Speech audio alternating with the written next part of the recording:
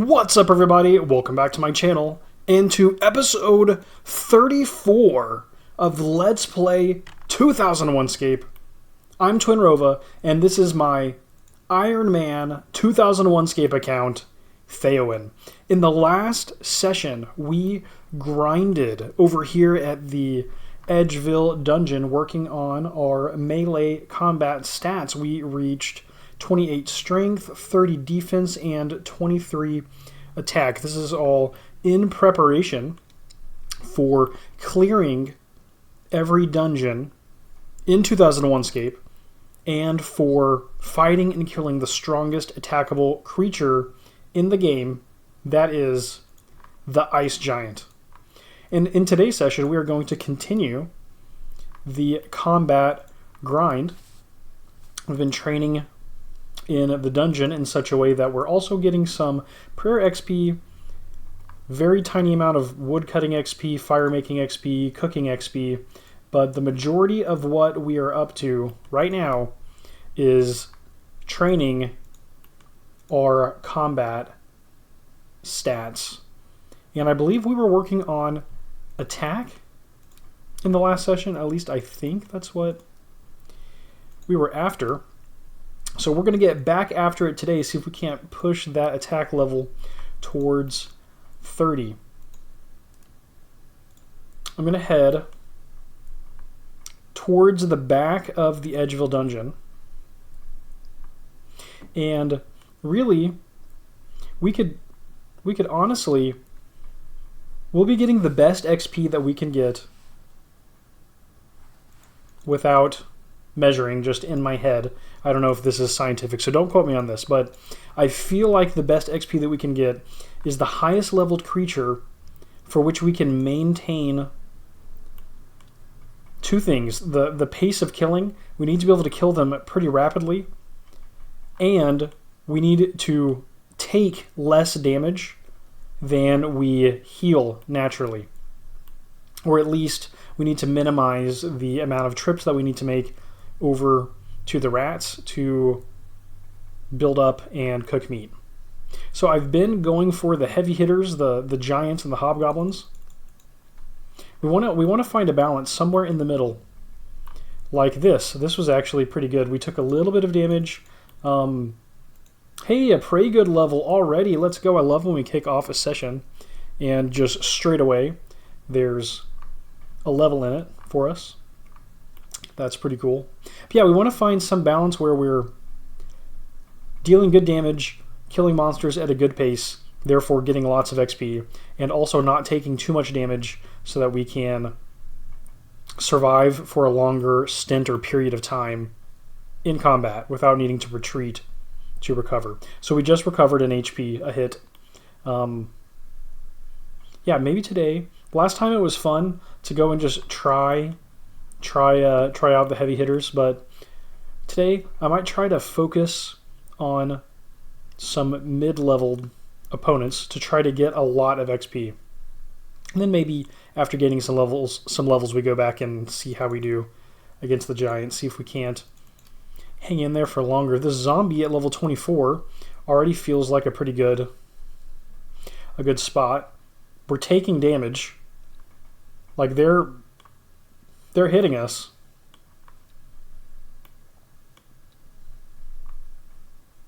So we're still going to have to break to heal eventually. But we're putting them down pretty fast. So I'm thinking this might be a good spot. We're kicking off the session with 23 attack. And we want that number to be much closer to 30. I'm thinking, I could be wrong, but I'm thinking that somewhere around the 40s might be comfortable for killing an ice giant. So I think we have a ways to go. I don't know if that's actually necessary.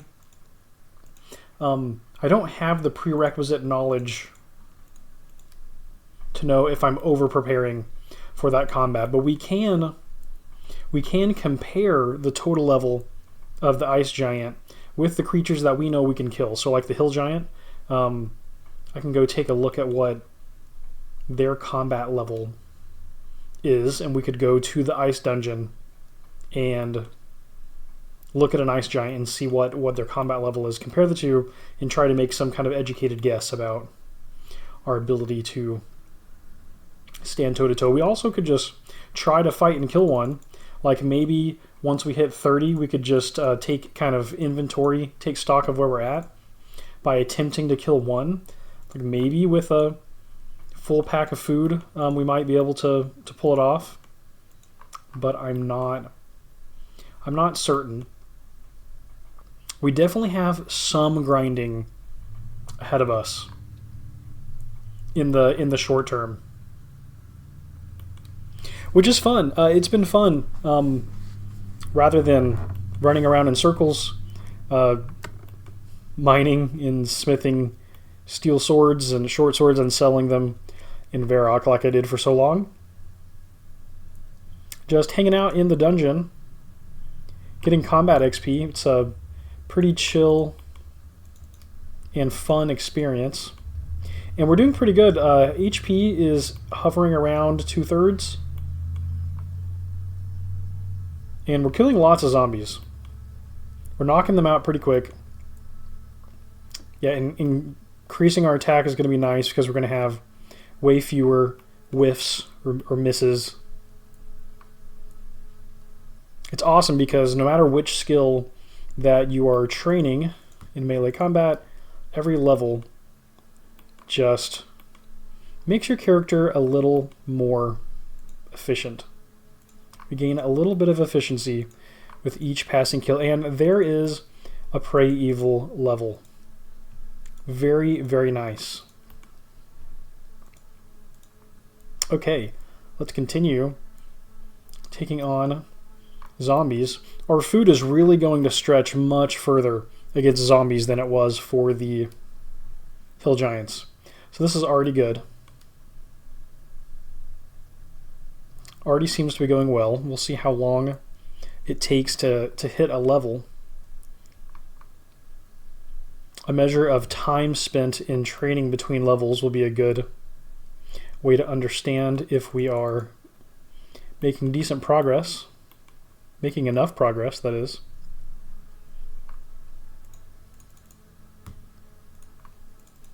Okay, and we're making some money along the way. Now, I call my character an Ironman because I did not start the game as an Ultimate Ironman, but I'm now playing in Ultimate Ironman mode just by keeping my gold in my backpack,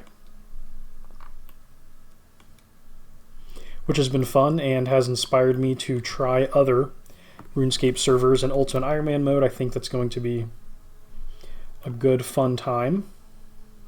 A 6, nice. That's pretty good. We're down to 11 hits, 9 hits, actually. Should probably actually eat now. Let's eat some of our rat meat. Delicious. Breakfast of Champions early in the episode for Theoin. Over here. Yeah, and slowly and surely we are building up our character to be as good as they can be.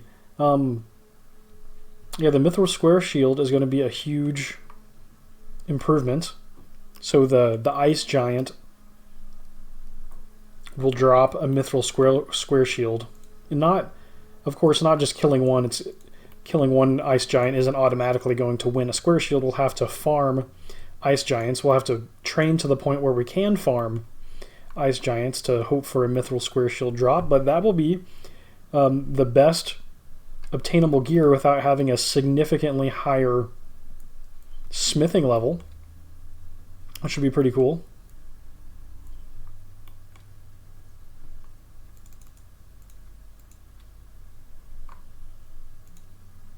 We already have the best plate body, plate legs in the game, the best helmet. We have the best one-handed weapon, access to the best one-handed weapons. We're missing the two-handed sword, and we will be missing an adamantite shield. So we'll actually need to really grind the smithing skill if we hope to wield an adamantite shield. That will definitely be a grind. We've got the Amulet of Accuracy. And there is an attack level, and it took just around 10 minutes of the session to hit 24 attack. Let's freaking go. Very, very nice. I'm not sure how far along we were. Ooh, lag. There we go. I'm not sure how far along we were at the end of the last episode. I don't know how much time we spent, but from roughly the 10-minute mark of my recording, we hit level 24, so we can now try to keep track of when we hit 25, make some predictions. I don't know, maybe a 12-minute gap this time, 15 if we hit an attack level right at the end of the last session. Yeah, another 6. Let's go.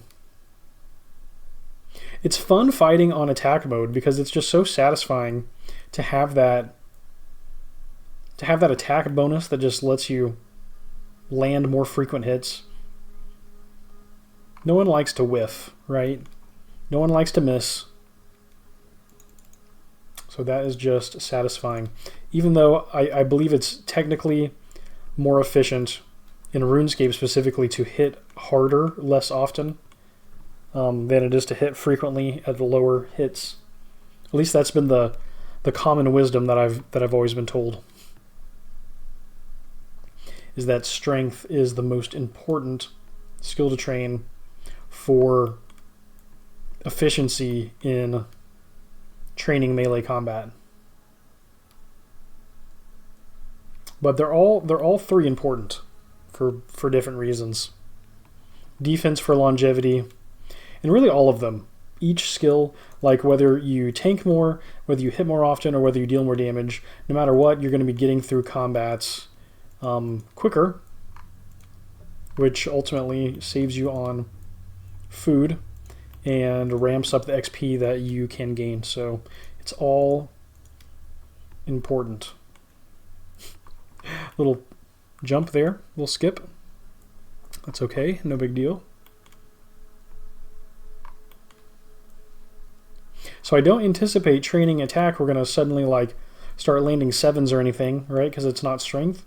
But we should see fewer and fewer of these 0 rolls, of which right now we're suffering through quite a few 0s.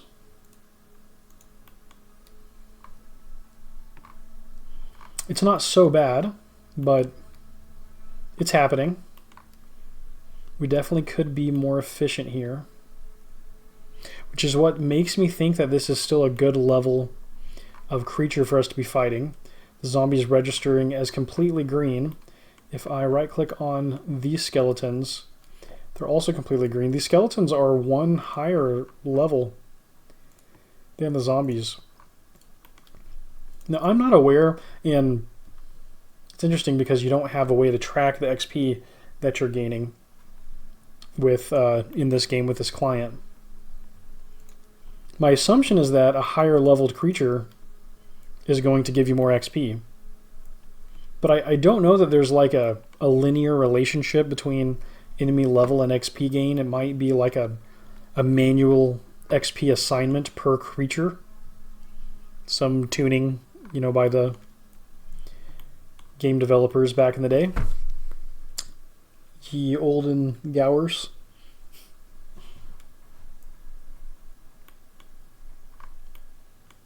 In the year of our Lord 2001. So I'm not sure if it's just like, oh duh, I should be farming skeletons instead of zombies for some reason, because they're 1 level higher or not. I'm not sure, but this is currently working out, so we'll keep on the grind. We definitely need that attack. We definitely need those attack levels. And we don't need the runes. And again, this is a burden, but it's also a relief. Having to drop stuff on the ground with an Ultimate Ironman playstyle. Like, it definitely prolongs the game, but it makes it feel, I don't know, it's kind of freeing to have this be the limit, the extent of your the extent of your inventory. It's kind of fun. I don't stress about having to pick up and collect every little thing, which definitely was a problem. Nice. We landed another 6 a moment ago, but still getting lots of zeros. The ones. There we go. And yeah, we're recovering pretty quickly. I don't know if that one... I say that and we take some more damage. I'm wondering if these attack levels are going to make... allow us to cross whatever threshold... whatever the threshold point is where we start to heal more frequently than our opponents can damage us. Right? Because higher attack level, you're going to hit more often, you're going to finish combat earlier, which means you're taking less damage. I don't know. We'll see how it goes, but we ate 3 pieces of food earlier, and definitely by now we would be back at the rats collecting food. So it was probably a pretty inefficient method that I was going for in the last session, honestly. It was fun, but it probably was not the most effective because we were spending so much time with the rats that give us so much less, presumably so much less XP per kill. You probably want to stay engaged with a higher XP opponent for as long as possible without having to break for food.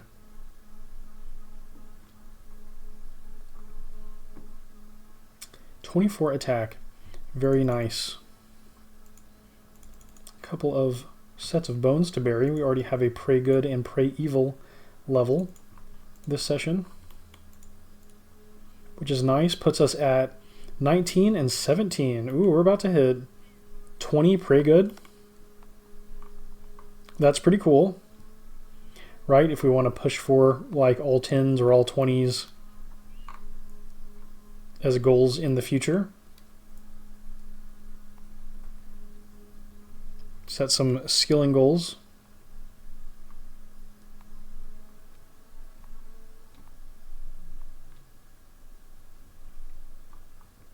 The zombie's eyes are just crazy. It's like literally 1 pixel on the zombie's right eye, and the left one is like shaded and spread out a little more. It's pretty cool. I'm definitely a fan of old pixel art, and I feel like I'm really open to art not being like the highest quality. Like, obviously this is like some indie DIY stuff, but to me it's really good and it looks cool. Like, I don't know, I have this theory that as long as all of the art that is like within proximity of each other in a game, as long as it all is the same level of quality, if it's consistent, then it works. Like, you wouldn't want to have a super HD enemy on one hand next to a way less detailed enemy on the other. That might break immersion, but as long as it all looks consistent, I'm totally fine with the graphics in a game not being top of the line. The gameplay is more important to me personally than the graphics, and I think that this is something that RuneScape has always had going for it. Because if we think about 2001, oh, we're down to 13 hits. Wow. Like, there are definitely way more visually impressive games in 2001. than RuneScape. RuneScape's innovation is very much, I say innovation. Ultima Online and EverQuest were already out, but the unique aspect of RuneScape is that it's an MMO, right? An MMO with this look, feel, I don't know, punniness, the jokes and everything, the quest lines. The graphics was not the key idea. Even with like let's say the upgrade to RuneScape 2 with 3D graphics, like World of Warcraft already existed. And I know World of Warcraft is like was blockier, but it definitely had more modern graphics than RuneScape at every point in its history. So that's all to say that like old school RuneScape Classic, they each have their own unique visual appeal. That's due to consistency. Yeah, I guess what I'm trying to say is that their graphics, they didn't have to be the best graphics in the world. And a lot of times role-playing games, because they're so large, expansive, the role-playing games are ambitious games, right? Like they're big, they're usually big open worlds. They have a lot of content, so they can't afford to invest in the highest quality graphics everywhere. And I personally think that's just fine. As long as everything is coherent, cohesive, looks similar, I think it can work. And there's another attack level almost exactly 12 minutes later. So that is excellent. Let's freaking go. 25 attack. We're going to be approaching 30 attack in no time. This is great. I did have to eat, so we've now burnt through about 2/3 of our food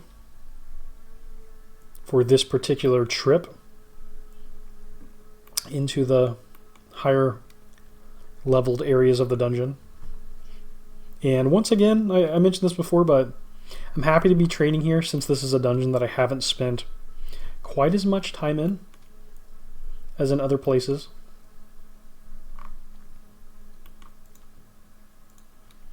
Yeah, I think that RuneScape Classic does a good job of having creatures that all have the same kind of vibe, look and feel.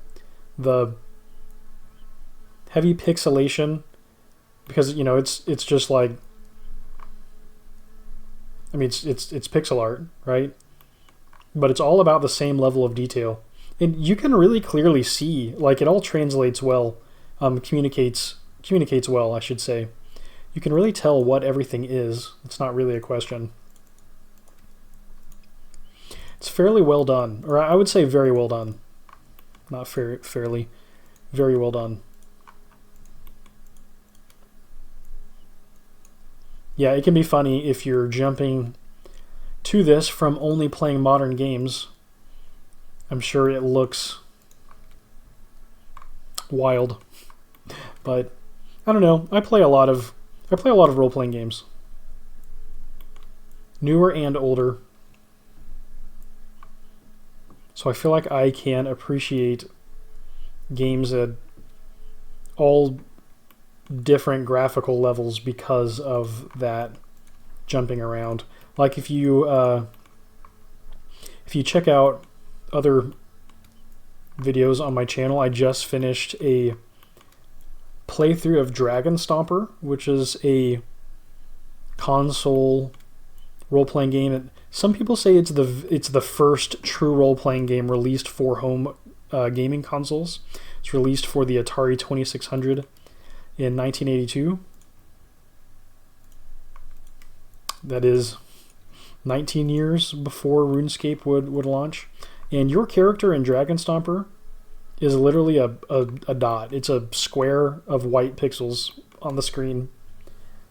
But a lot of the enemies are little pixel sprites that I don't even think they animate at all, other than moving around the screen. But whatever the case, that was a very fun game. And the graphics are like almost non-existent. I mean, they're there, but it's all just static pixel sprites, maybe like 16 by 16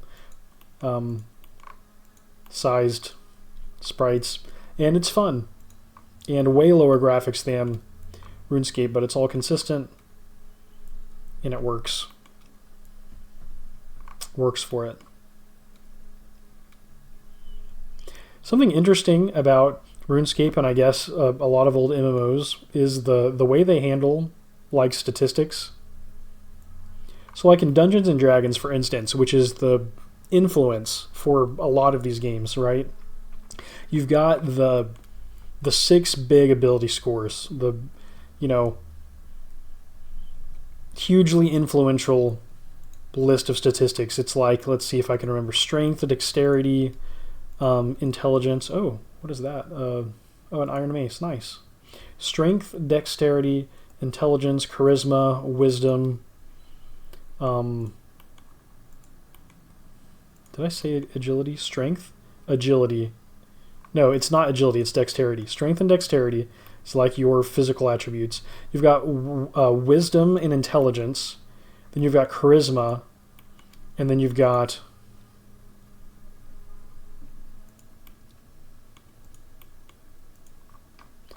What is it? What's like... Is there like a willpower stat? Oh, this is going to drive me nuts if I can't remember. Strength and dexterity. Wisdom and intelligence.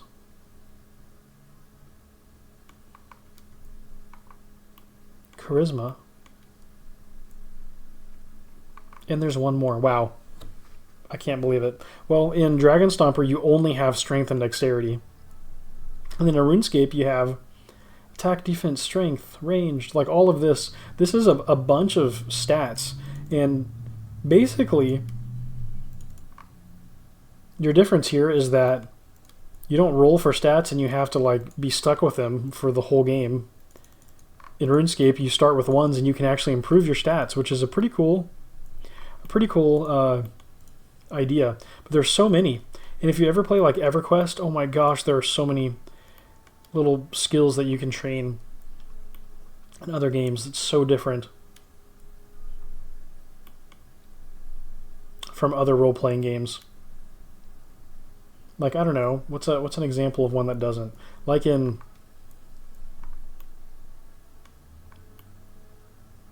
I mean, most role-playing games have some kind of statistic that you're training, I would say. Are there role-playing games, like, truly, where you don't? I don't know if you count, like, let's say the original Legend of Zelda. Hey, a hit points level, that's pretty sweet. Oh my gosh, another tinderbox. What is our hit points? What is our hit point tally currently at? I feel like there might be like endurance or something in D&D. Is that what I'm missing? Is there like a willpower, endurance, stamina?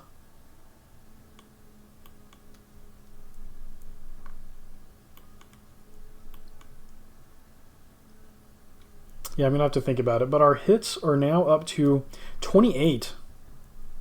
Nice. Yeah, because it was just at 27. That makes sense. That one above 27 would be 28. Very cool. We are making some headway here.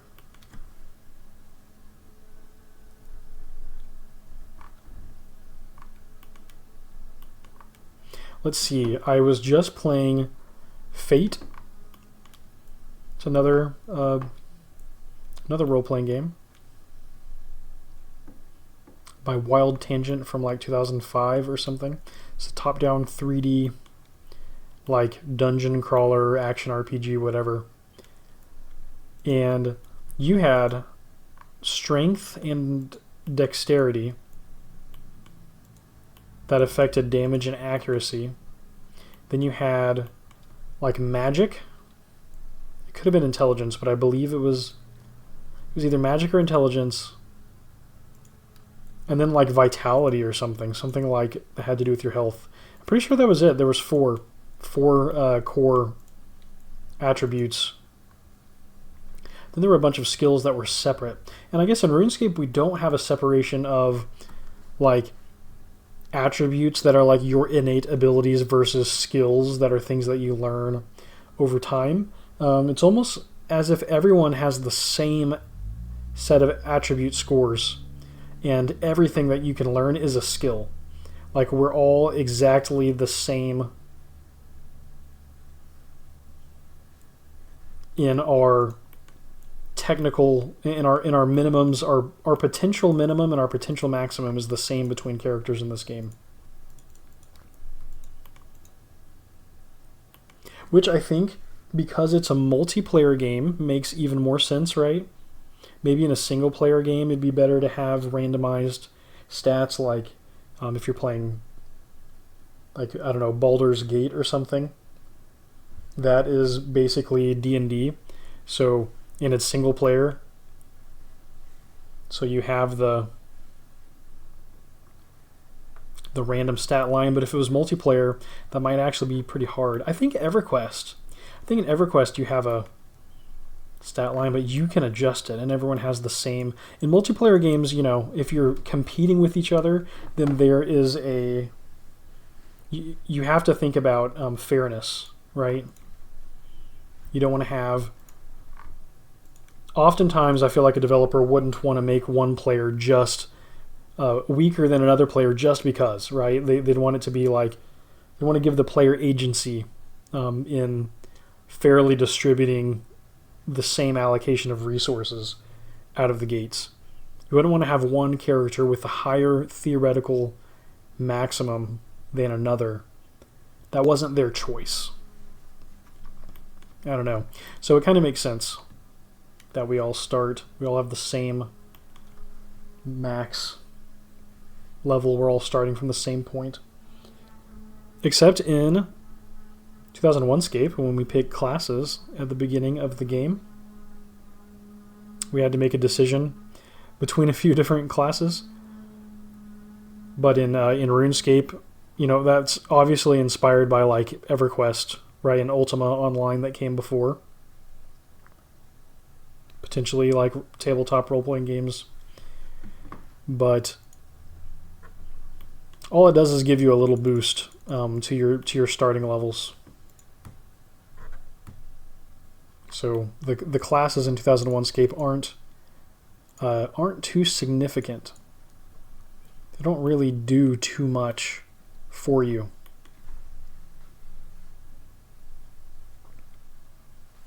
Let's see, it's been another 10 minutes, so we might be nearing an attack level.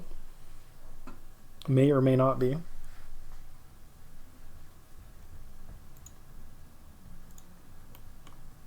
Which would put us at 26. That would be 3 attack levels in the session, and we won't have had to retreat even one time, which is great. It's been a little over 30 minutes, and we're not having to go back and get more food, so that's pretty good.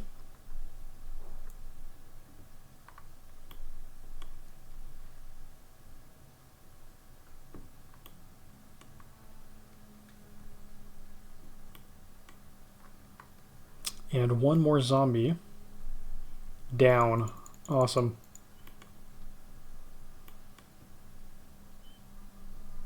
Yeah, so then if we're getting attack levels pretty quickly, I don't think it'll be too long before we're at all 30s in melee stats. And I don't know if we want to try and just see if the ice giant stomps us or not. Let's see. The moss giant is level 62 and is deep red. The ice giant has to be stronger than that, or else, right, the moss giant would be the strongest creature in the game.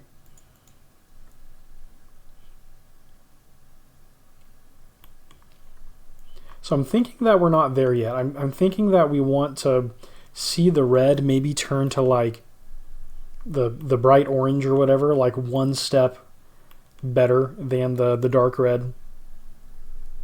Would be useful, I think.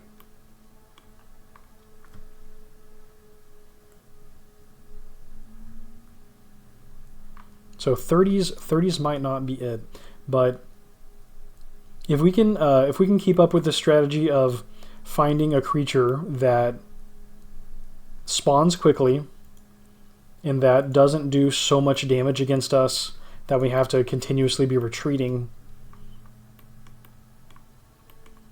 and that is, the highest level that meets those criteria, we should continue to gain levels, like hopefully we can keep scoring a level within half an hour, right? So that maybe in a, 2 to 3 hour session we can gain 4 to 5 levels. Then, oh yeah, let's freaking go another attack level right as I'm talking about it. That is 26 attack, and we're 35 minutes into the session according to my recording clock. So that's about a level every, 12-ish minutes. That's not bad at all. If we can even keep double that, then straight 40s will be here in no time. And by that point, I'm hoping that we are tough enough to take on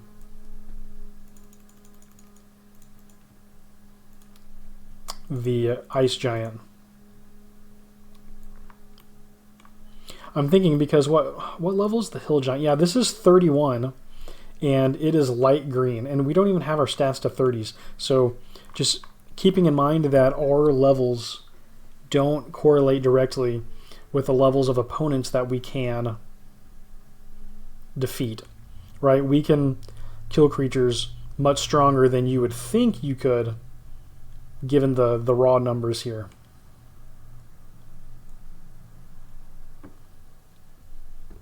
Yeah, the regular giants in the other room should become easier and easier to deal with also.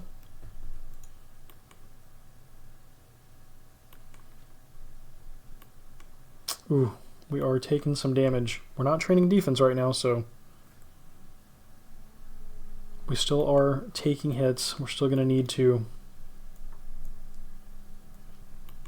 break to drop to heal at some point. But we've gained 3 attack levels on 1 inventory of food, so I would say that is pretty good for efficiency. Let's go ahead and eat the rest of what we have. Once we get low again, we can retreat and restock. I don't know, maybe we'll get close to an hour of combat time in without having to retreat or break, so that will be very much to our benefit.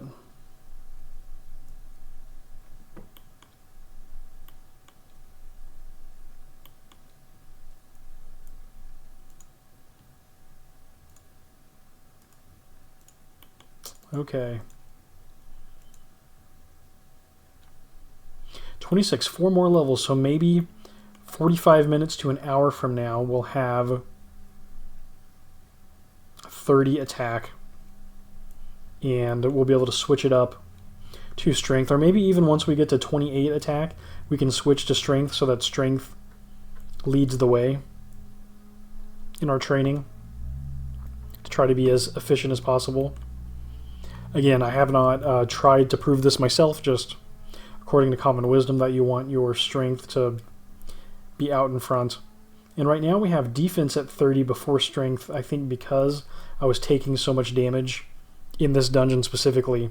I just wanted to ramp up my defense to try to have more longevity in combat.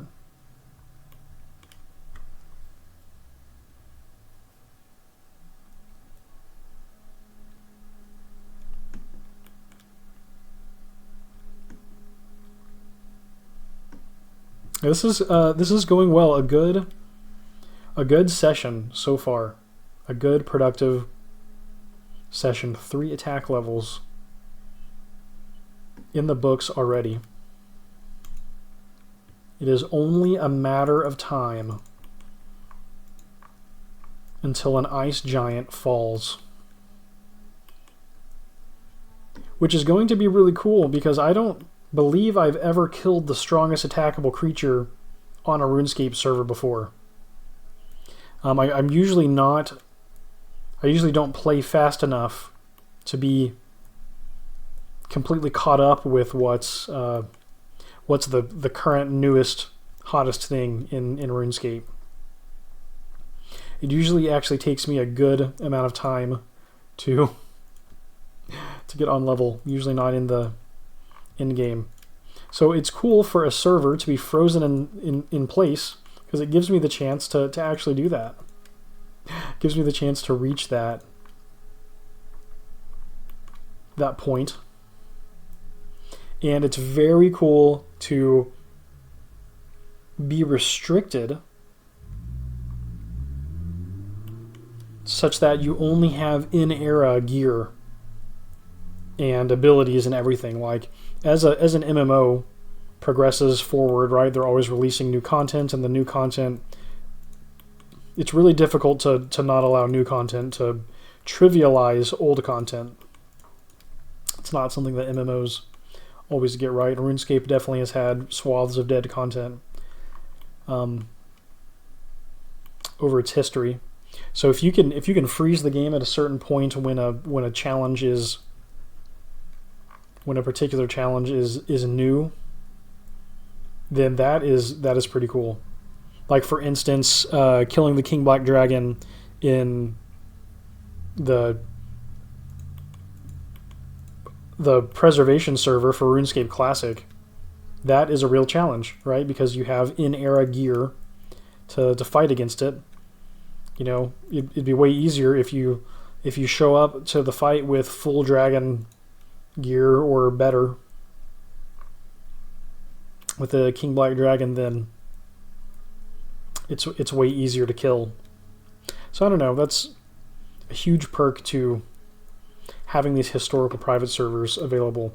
I am quite nervous about what it means for RuneScape Classic private servers, that the project Xanaris is now in development, going to be available before too long. Like, I'm excited for it, but I really hope that projects like this, projects that are not possible with Xanaris, I really hope that those projects can stick around. That's my hope anyway.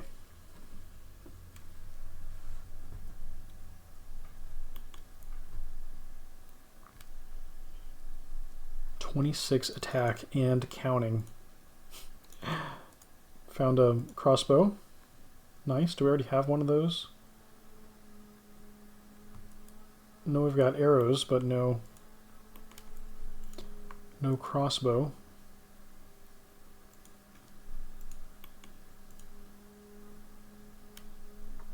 Want to train our ranged. I've been told, I think during the series, I've been told that you can actually safe spot an ice giant. You can fight it with ranged and safe spot it. So we might eventually try to figure that out for farming, if it's going to just take way too much food for us to naturally farm ice giants. But for the first kill, I just want to, toughen up, head in there with my melee gear, and go toe-to-toe with the ice giant. That is the plan. I don't want to cheese it, don't want to safe spot it for the first victory. I want the first victory to be natural.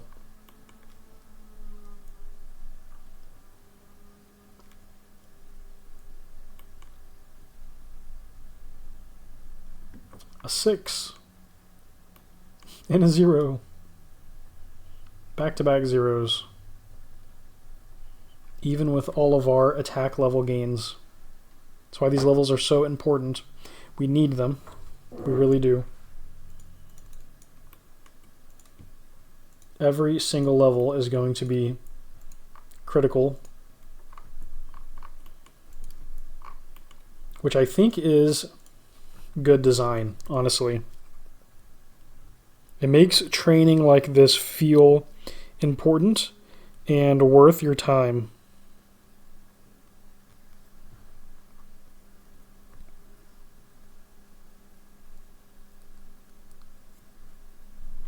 Another 6, and our hits are down to 9, so we're pretty close to needing to retreat, but I was hoping that maybe we could hit that but maybe we could hit another attack level before I run away.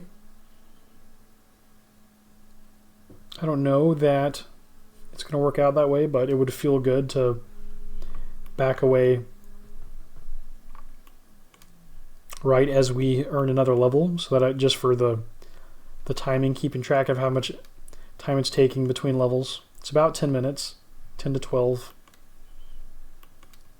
It may get longer as the XP required for each level goes up.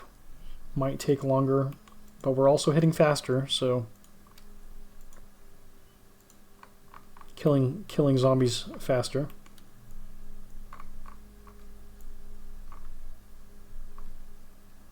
So we'll see how it goes.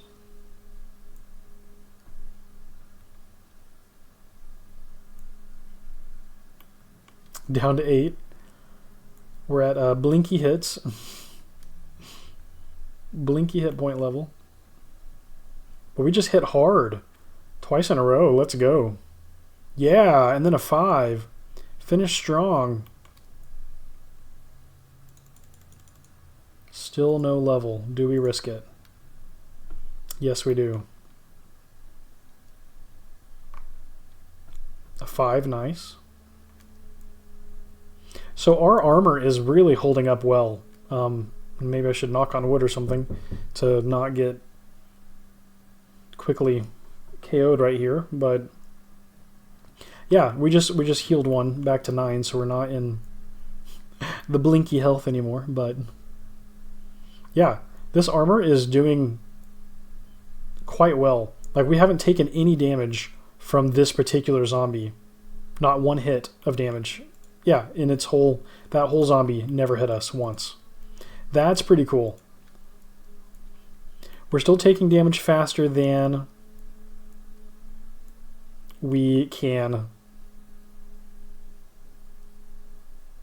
heal, right? So we need to have food, but we're pretty close to the balance, to the edge there. Yeah, this is going well. And there is our attack level. Let's freaking go. At the 48-minute mark, we've got 4 levels, so it really is coming in at 12 minutes a level. That is excellent. Excellent, excellent. Okay. Now let's get past these skellies and back to the rats, where we can start collecting rat meat once again. You just went through a secret door.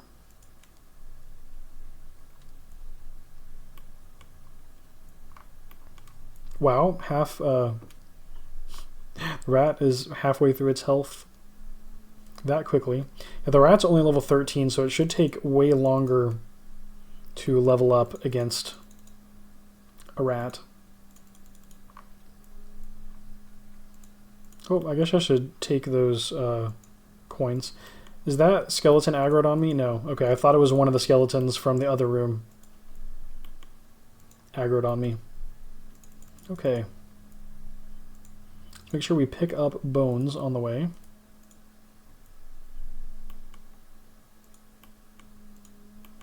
So we can keep getting that pray good and pray evil XP while we're having to spend time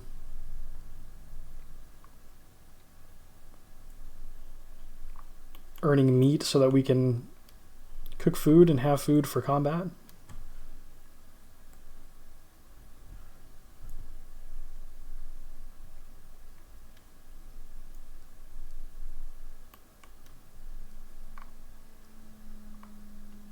Oh, did I not kill? Did that rat run away? Yeah, okay.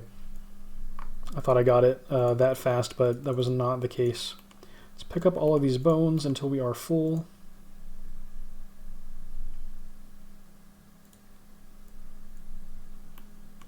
Keep that prayer XP going. And we're over 2,000 gold now. The gold drops are really adding up. I could be crazy, I thought I saw that we were at 1,600 gold pieces earlier at the beginning of the session, so if we really got 400 gold pieces through the zombies drops, that's pretty good. Oh, I should be running to the other rat. That's right. I don't need to just wait for these rats to spawn. I need to go get the third meat from the other rat and pick up the bones on the way and the money in that room. For XP efficiency.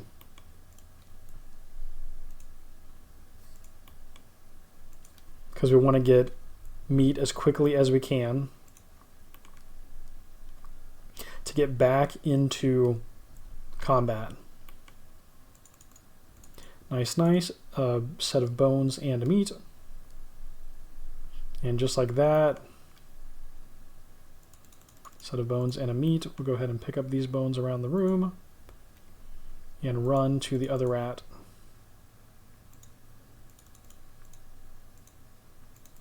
Oop. Yep, and to the other rat.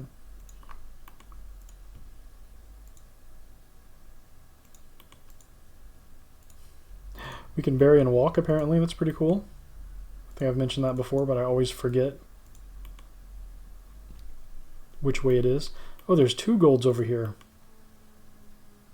I thought I missed the gold. Maybe I picked up one but not the other. Or maybe I picked up one, thought I didn't pick it up, and then picked up the other one thinking I was picking up the first one. I don't know. I'm a little bonkers and forgetful.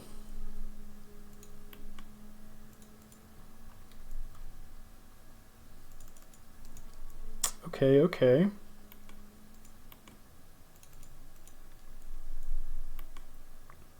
And these rats are ready to go. Yeah, I need to be clicking and moving first, and then bury while I'm walking.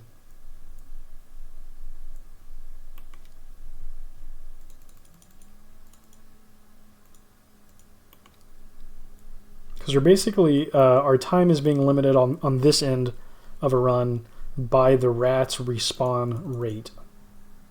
The faster they respawn, the faster we can stock up on meat and get back into the fray against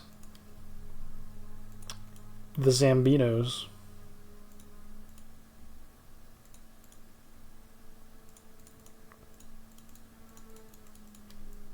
I want just like a list of the sprites in Classic and the person that drew it. I want to know the provenance of every sprite in the game. Was it one of the brothers? Was it their mom? I think she drew the camel, right? Which brother was it? Who did what? A breakdown of that would be pretty fun. It's not functional knowledge, but, you know, some good lore. Some good RuneScape lore.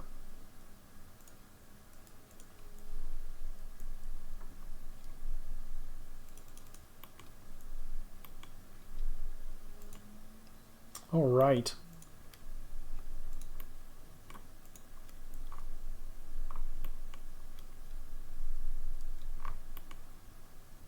Back to rat slaying. Not rat catching, mind you. Rat slaying. Okay.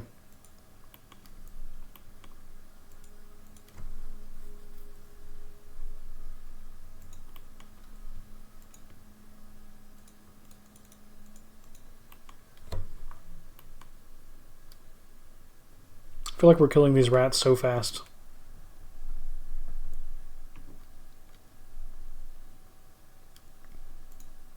This is going to make our timer for the next level faster.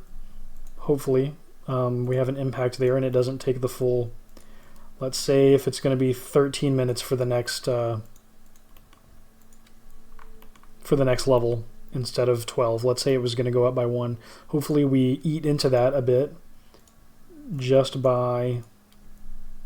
Oh, we only need 2 more pieces of meat, so we can hang out. We can hang out in this room. But yeah, by killing the rats, hopefully it takes some minutes off of our time, at least 1. Maybe it only takes us 10 minutes to level this time. To hit 28 attack, at which point I'll probably switch to strength. And then we're going to be only 4 levels away from straight 30s. Wow, we're only going to be 4 levels away from straight 30s. Oh my gosh.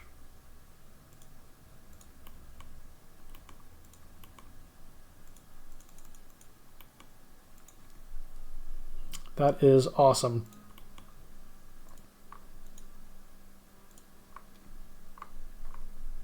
Theoin is once again, as you've heard me say once or twice, moving up in the world. Oh, when I was talking about gear earlier, I failed to mention my... Hey, Amo logged in. Nice. Anyone else on? Nope, just Amo. 2001 server is a little slow recently.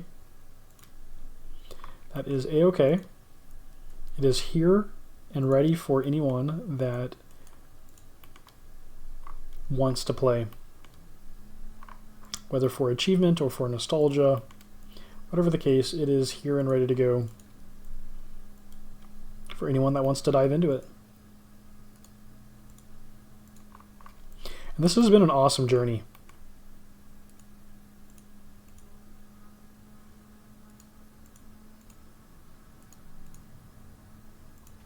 It's been a ton of fun so far, and I feel like I'm really invested and immersed in early RuneScape now. Like, I feel like I'm going to look at these places differently in, let's say, old school RuneScape and in RuneScape 3.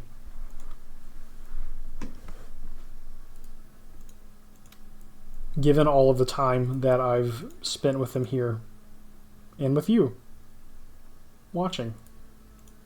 Okay. Nice. Lit the fire in 1 try.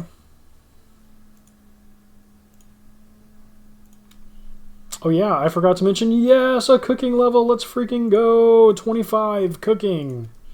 We are 5 cooking levels away from being able to cook the best pie in the game. The what, apple pie or something? Level 30 should be the best food that you can make in 2001Scape.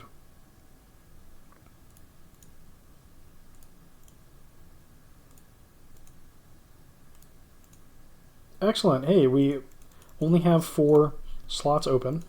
That's cool.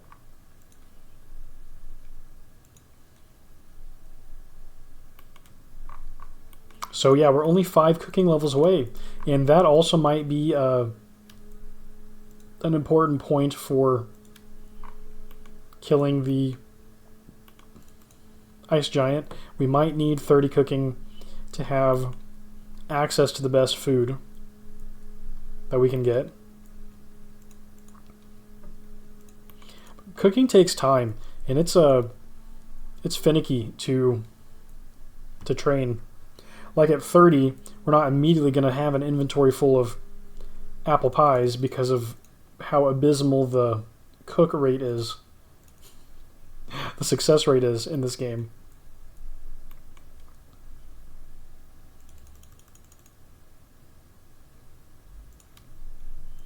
Yeah, I spent a long time making pies in 1 episode, and it would have been... We've been playing for an hour. Please consider looking at one of our adverts. Yeah, it took a while to build up a bunch of pies, and it may have been better spent just like killing chickens and cooking the meat. Like, you want access to a lot of meat really quickly. You know what? I can go ahead and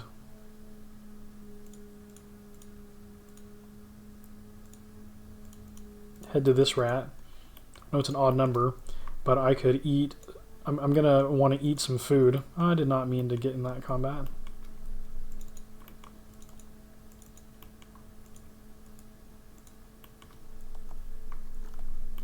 So we're gonna have more space.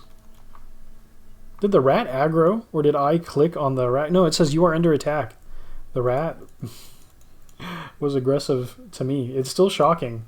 I am aware that aggressiveness in 2001Scape is not affected by your opponent's combat level. They just are or are not aggressive. But it still shocks me every single time.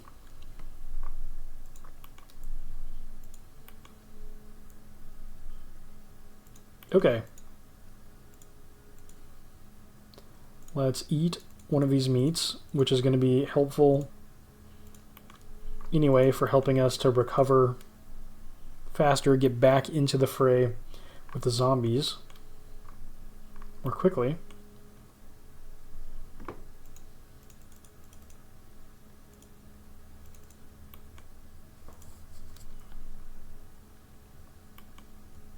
And then we'll have a perfectly lined up block of rat meats. Cool, cool. Okay. Actually, we could eat 2 of these. Ooh, just 1. Yeah, we just 1. We'll go over to the other rat. Can I click the bone in time? Yes, I can. No, I can't. Well, that's interesting. I could click on the next bone. I could bury the bones in my backpack, but even with the bones out of my backpack, maybe because I had already clicked on the bones with a full backpack, it was going to walk me over to the bones and then do nothing. If that makes sense, if I explain that correctly.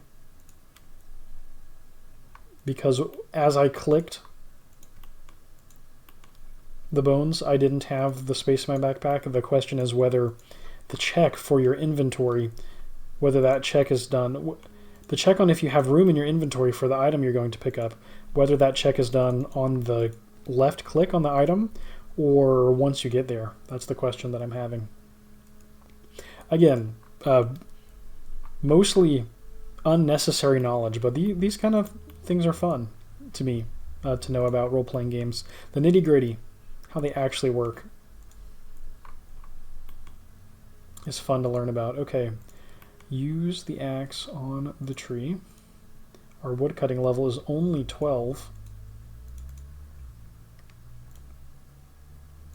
Use tinderbox on the logs, and our fire making is also only 12. We could definitely work on that for attacking the high scores.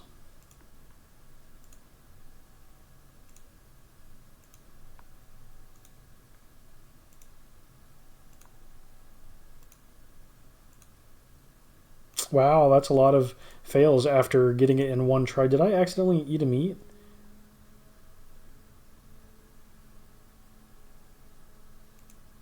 I must have. Look, that tree has grown back before we're able to light the fire. Oh, the failure rate in Classic. Okay. We're in no hurry. We're just enjoying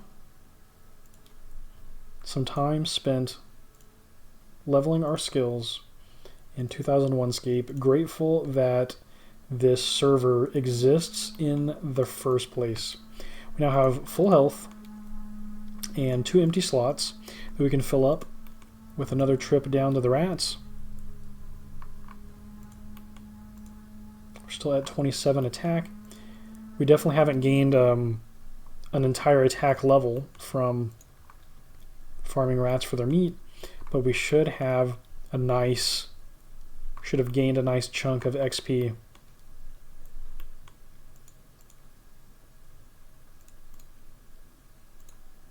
Towards that goal while farming rats, so we should have shortened the amount of time it'll take to actually level once we're back in the fray with the zombies.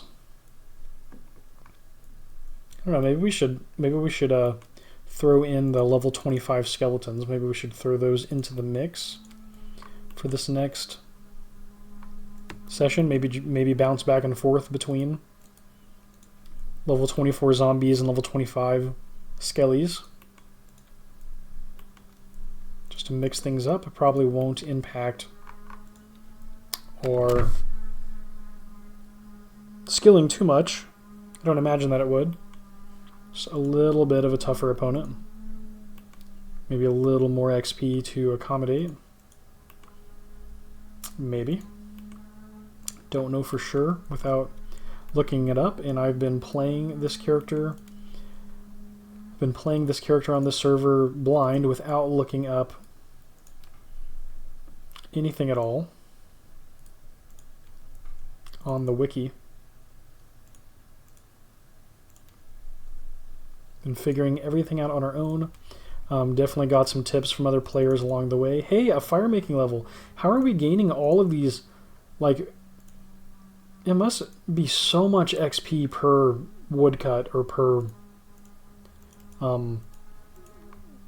set of logs burned, because I feel like we've gained so many fire making woodcutting levels, more than you'd think.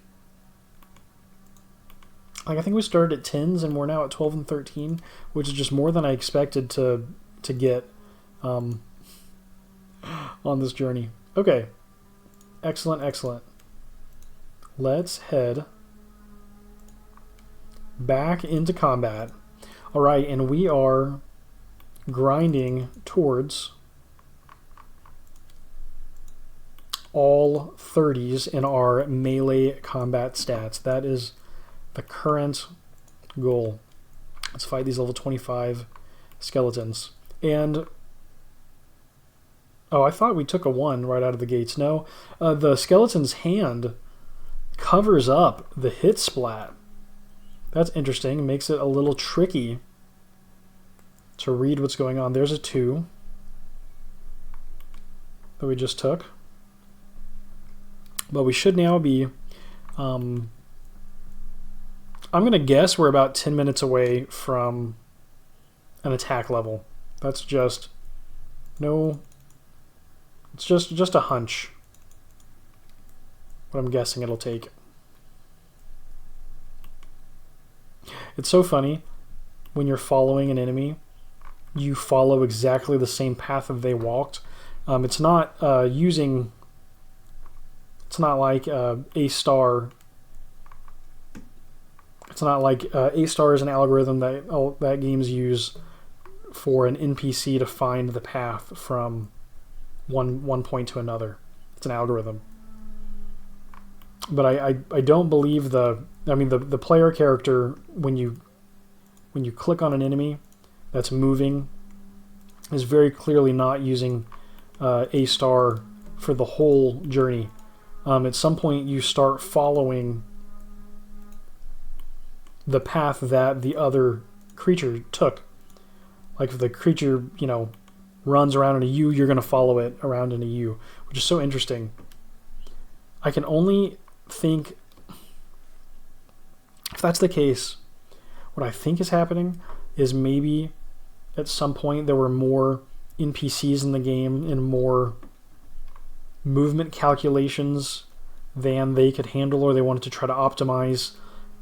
Maybe they wanted to fit more NPCs in the game than a server could handle at the time. Maybe it was doing a lot of those A-star calculations to compute each monster's next step. Maybe they use this as a way to minimize the number of computations they have to do. Like, okay, this creature, we already did the math to figure out where it should step next, and if you're going to follow it, then rather than giving you a separate calculation, why don't you just follow in their footsteps? Maybe that eases the burden on the server. I'm not 100% certain, but that's my guess. My non-factual, hopefully educated guess at what's happening there when we follow an enemy. I think we're taking much more damage. Hey, a sapphire. I think we're taking more damage from these skeletons, or at least it just seems like we're taking damage pretty quick. We're already down 9 hits from a starting point, now 10 hits. Yeah, the skeletons seem a little more accurate than the zombies. Yeah, there's a 3.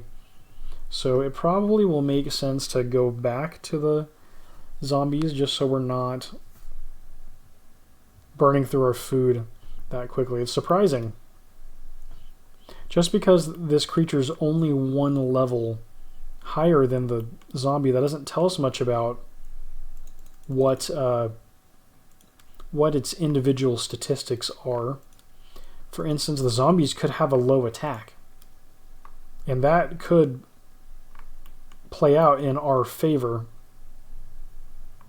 as we're training so that we can conserve food more effectively.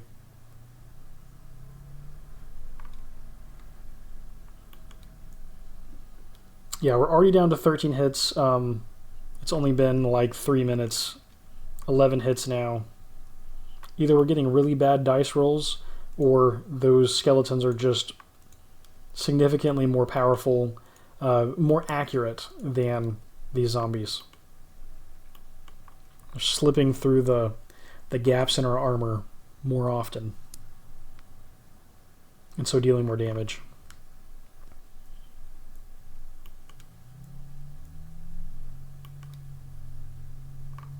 Okay, let's try to get back on a roll here. See if we can't heal up a little bit naturally without having to eat so quickly. Really love to not have to immediately burn through the food that we just worked to earn, but lessons learned. The zombies are obviously a good spot for us to train at the moment. And there is the attack level. Oh my gosh, we actually gained a bunch of XP from the rats. Wow. Okay, very cool. Awesome. Let's switch our combat style to aggressive and see if we can't land a 7. There was a 5 and a 6 and a 5. Nice. We're hitting hard for all of our hits.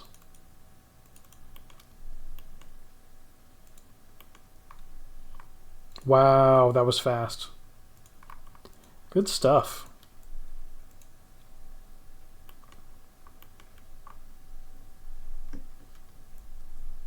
Very, very good stuff.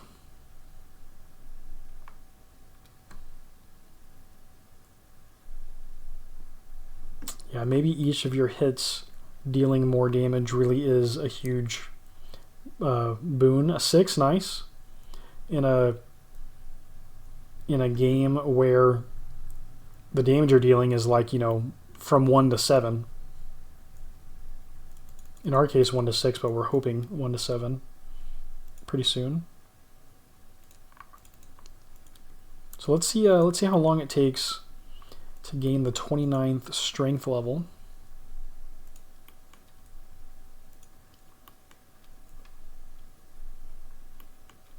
Keep a general track of time. Super useful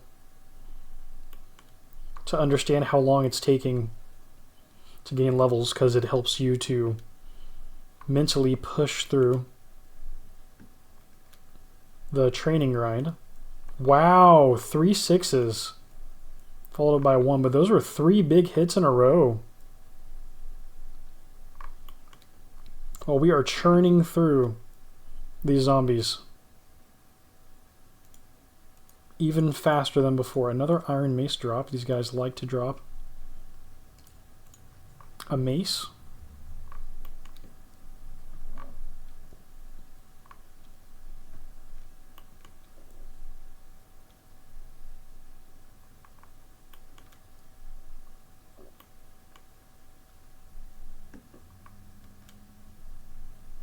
And a retreat.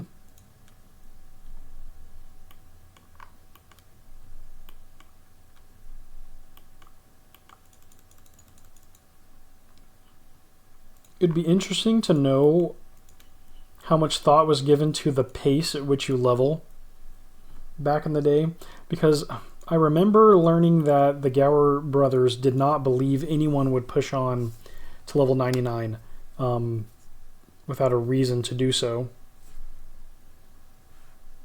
without content up to level 99, or that they thinking that they didn't need to make content up to level 99 because people wouldn't push that far. I wonder if they thought about how long it should take. I'm sure they did, but about tuning the XP rate to give you a certain amount of time between levels.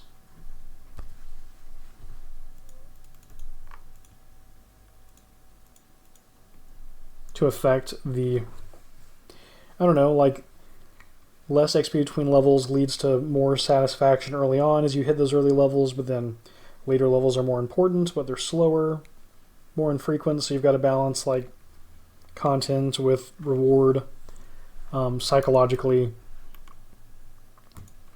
I don't know, I wonder if the timing for leveling was a consideration, and if it was a consideration across the level range or not.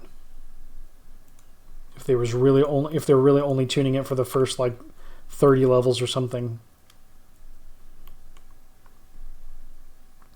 It's funny because I think they used the same XP scale for levels like all through the history of RuneScape. I think well, I take that back. There are some 120s. There are some specific skills in RS3 that have a different XP scale, now that I think about it. Like, I think maybe Dungeoneering. I think. But for the most part, the same XP scale has been used throughout RuneScape history, and the way that RuneScape game designers have controlled your experience with leveling is through the XP rewards, which is interesting. Keep the underlying scale the same, but just change and tune how much XP that you get as a reward from an activity.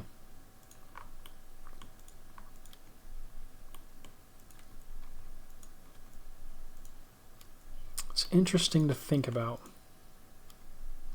I have no idea if we trained, I doubt we did, but I have no idea if we did any kind of training in strength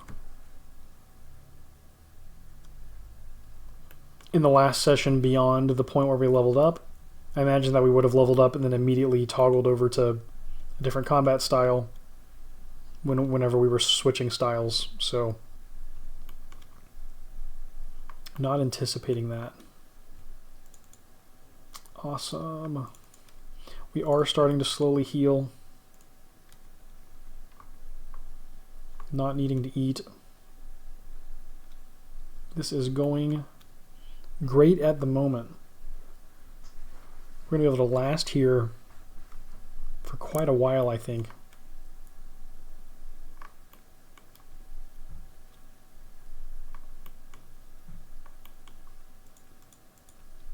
I wonder how the hobgoblins look to us now. Like if we push forward, I think these skeletons are green now. The level 31, which is pretty cool. I wonder if the hobgoblins are also green then. And if the regular giants at all, if they're becoming yellow, that would be cool to see and check out.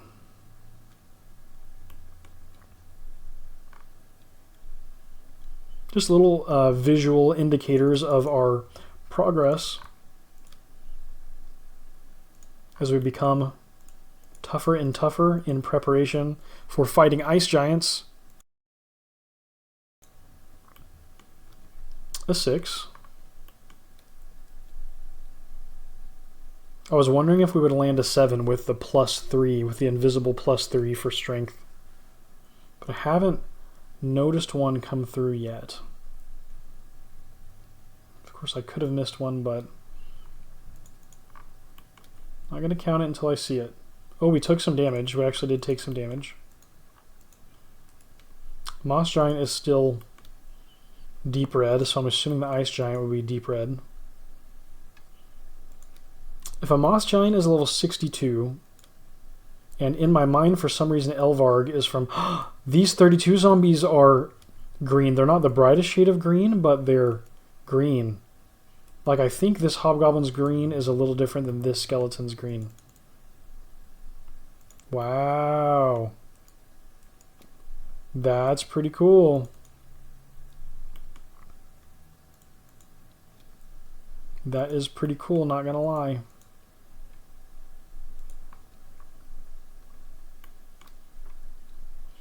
Oh, I guess what I was saying is that if the Moss Giant is 62, I think Elvarg is somewhere around the 82 to 84 mark. I think. Which, of course, Elvarg is not in 2001. Elvarg should be in the other 2001 server, RSC Perfect.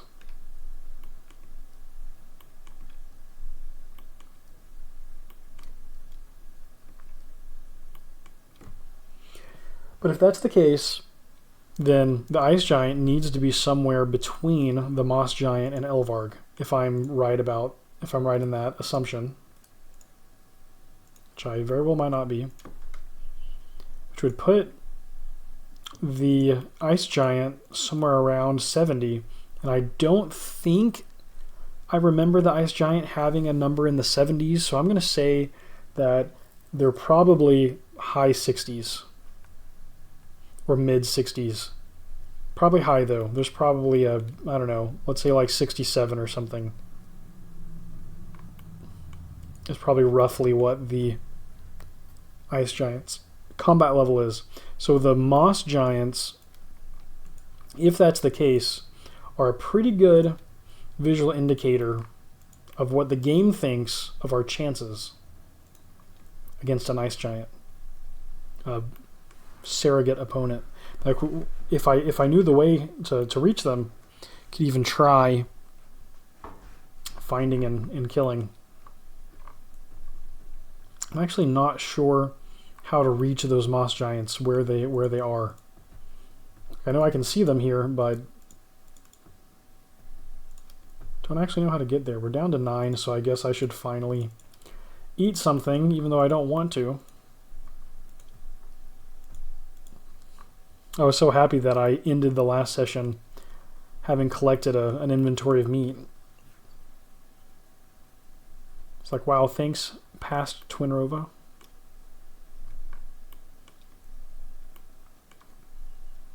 Future Twin is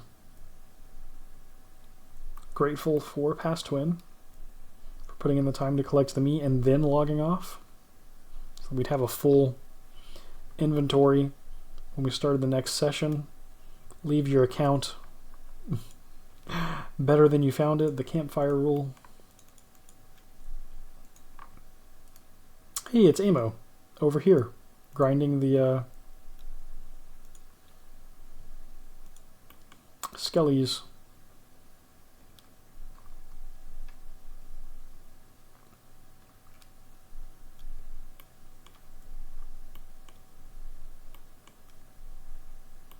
And we are heading towards 30 strength. We now have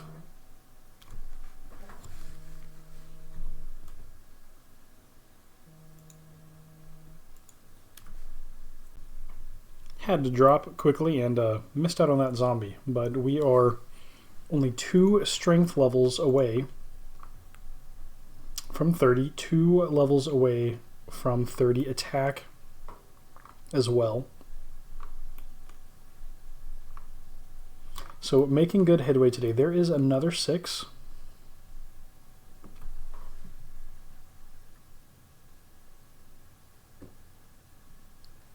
And yeah, another 6. These zombies are in fact dropping like flies. This is going well. Okay. On to the next. And we've healed up to 18. Oh, I actually ate 2 meats earlier, so we're doing pretty good, hanging around the 20 hits mark. Of course, this isn't perfect, but yeah, we are healing very closely to the rate at which we are taking damage, which is where we actually want to be when we're leveling. So I can actually use this as a guide to help me decide when to move up towards stronger creatures. But so far so good with the zombies. And Amo is just grinding the level like 31 skeletons, whatever. I think they're using the aggression, right, of the skeletons to just stay in combat and never log out. Obviously, the logout timer it's pretty quick in 2001, so I'm sure they have to come over and hit login regularly. But yeah, you can just hang around, let your character just sit and fight if you find the right spot. Which is pretty cool. Yeah, I don't remember how close we were to a level when I just cut and came back.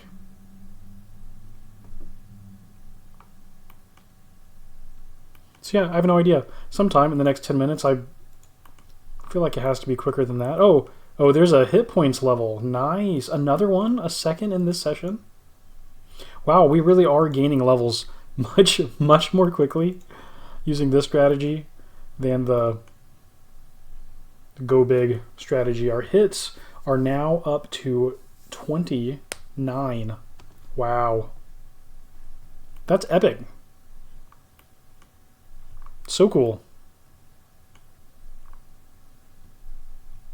Wow, one more hits level and we'll have our hits at 30 also. Definitely getting stronger. Any luck with the moss giants? Nope. Let's say that our combat is 28.75 is our computed combat level, which is based on our melee stats. I don't think magic or ranged, I don't think either of those levels actually contributes to the combat level calculation in 2001Scape.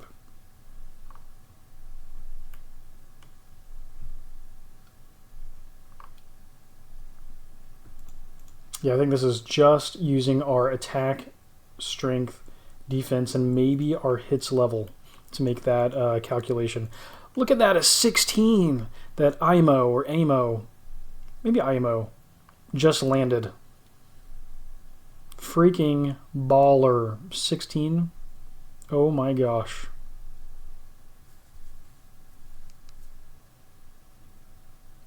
And there's a strength level. Let's freaking go. Epic. 29 strength. 1 strength level away from 30. It'll be our second melee stat to reach 30. Okay. So I'm about 5 minutes into the second clip, cut, what have you. So I'm going to guess somewhere around in 12 more minutes we're going to end up with 30 strength. Awesome. That doesn't seem too bad. Like a level every 10 to 12 minutes, like that's not so bad. I know RuneScape is a very long game, but that's not... It's not so bad. That's a pretty good pace for leveling, I would say. Yeah, like 5 or 6 times an hour. Yeah, 5 times an hour or so. You're getting the level up ding. Of course, we are only in 20s to 30s. Of course, that will become much slower as we level up, but yeah, this is going well. This is not too much of a crazy grind. Like, we're making a lot of progress in each session. which is important in a role-playing game, right? To feel like you're making progress forward.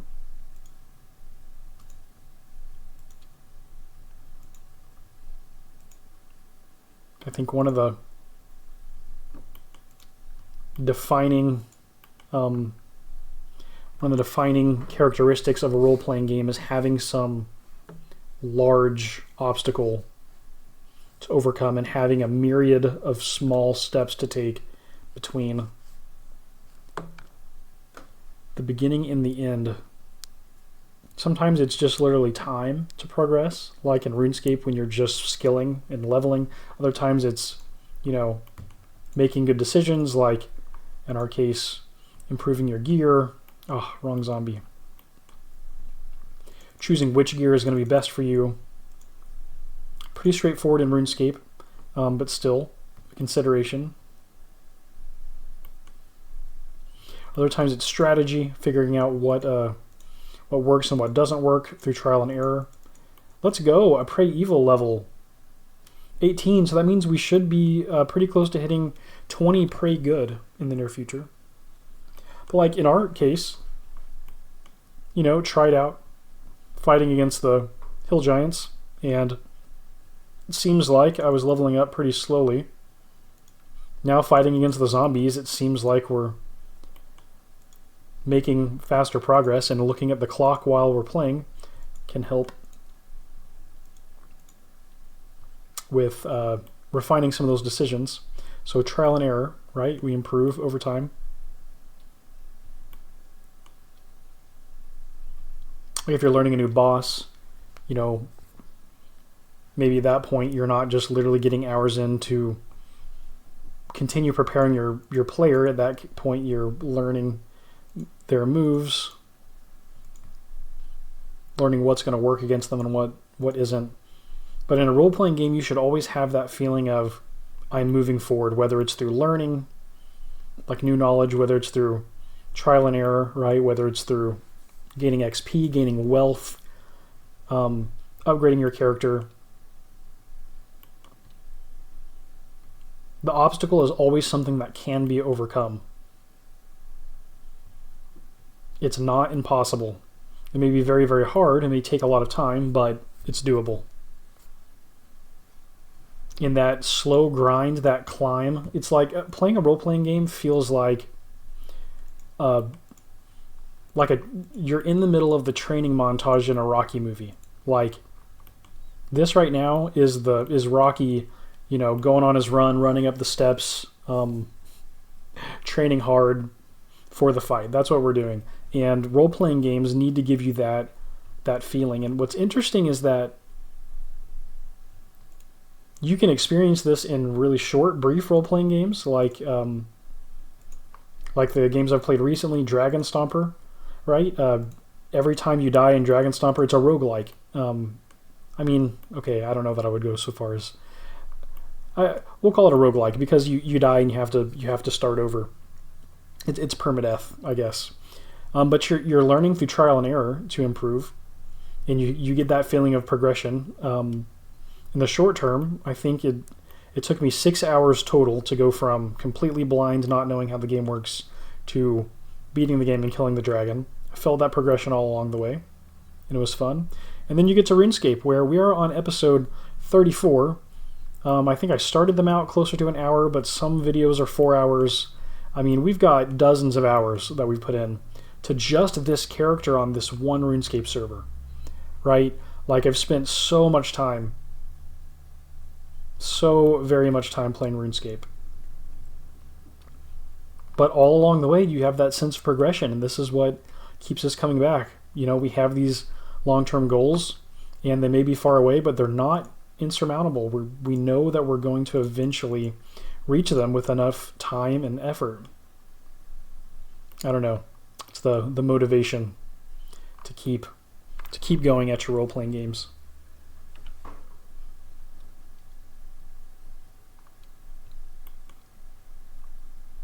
Yeah, and I think there are benefits that translate into real life, because in life, and I may be getting too, I don't know, philosophical or whatever for RuneScape Let's Play series. But in life, you know, we run into obstacles and we have to overcome them, right? Like we can't... A 7! A 7! You saw that, right? Yeah, we just landed our first, as far as I can tell, 7. Oh my gosh. With 29 strength. Let's freaking go. We did it. With the aggressive option selected, we can now hit a 7. That is epic. But whatever the case, we can't let our obstacles get the best of us in life. We have to persevere through them. And role-playing games like RuneScape teach you that if you fail, you got to pick yourself back up, get back to the grind, get stronger, learn something new, try a different approach. And just never... Sometimes you need to rest. Sometimes you need to hang back, eat, take things slow, prepare yourself. Sometimes you need to go in, hit it hard. Whatever the case, there's always something different that you can try, and eventually you will overcome your obstacle if you persevere. Thank you for coming to my TED Talk about life via RuneScape.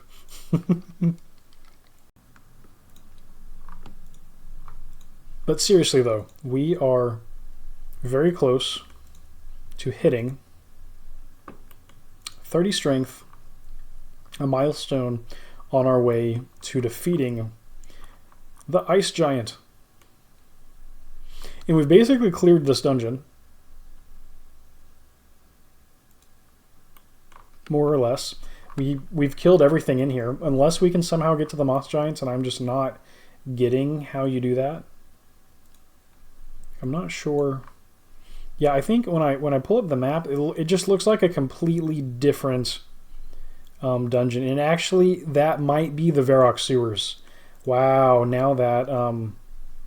did that zombie just disengage from me to survive, forget that it's running for its life, and then re-aggro on me to just ultimately die? That's hilarious. Yeah, I think that's the Varrock sewers. So that's going to be a good next step for us. To go try and clear the sewers out and get some reps on the Moss Giant. That actually makes sense.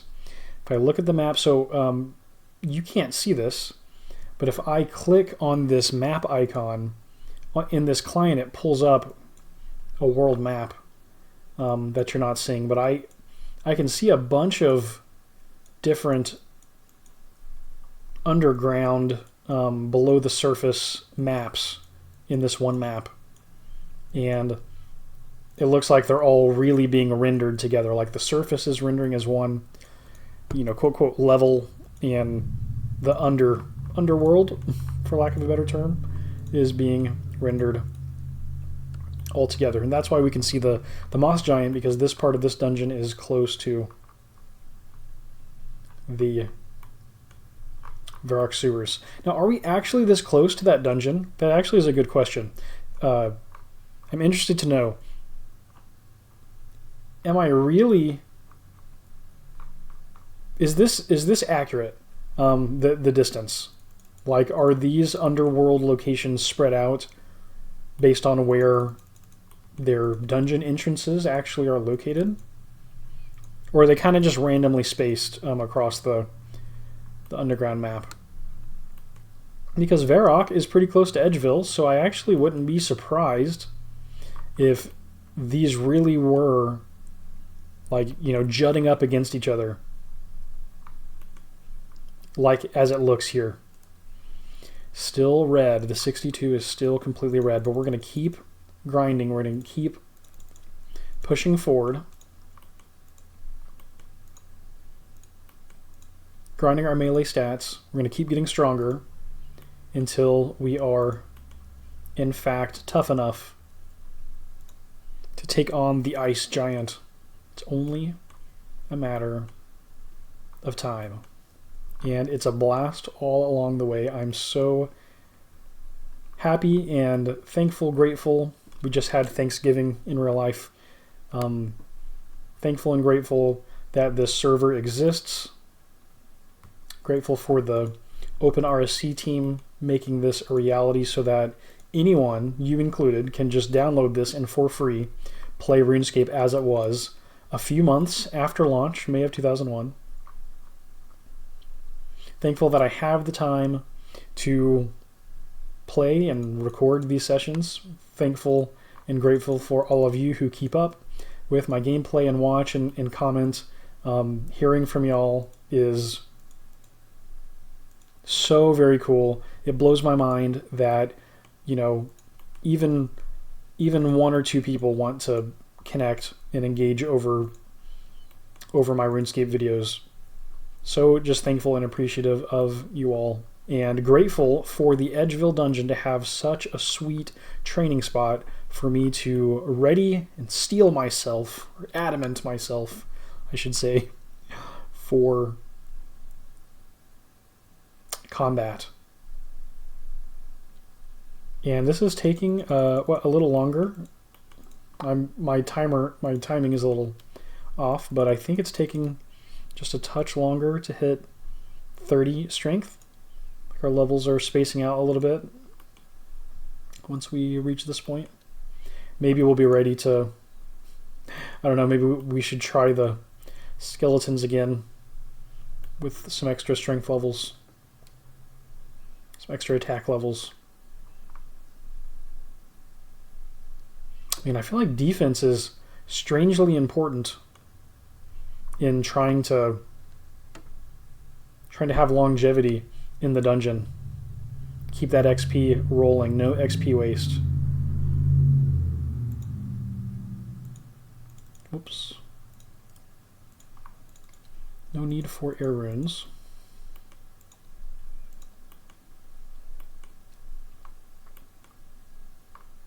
A 5, nice.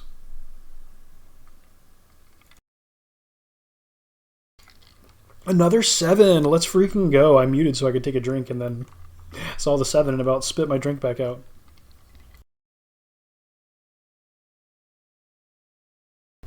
Oh my gosh, a second 7. That's awesome. So what that means is that by level 31 strength, we should know that we can land a 7 even without the aggressive mode being on. And that's pretty cool.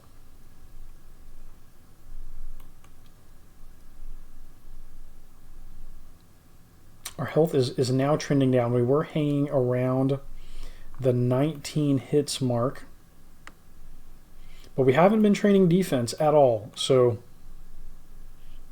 this makes sense ultimately. Yeah, all this money, $23.75. We really are making like a little bit of bank. It's not the goal, but it's just a happy side effect of training against these zombies, that they're actually dropping a pretty significant quantity of gold.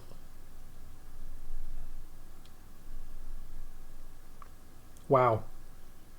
Replenishing our stockpile that dwindled so very much when we got the adamantite plate body. It was so expensive. What, like 40k? 40,040 coins or something funny like that.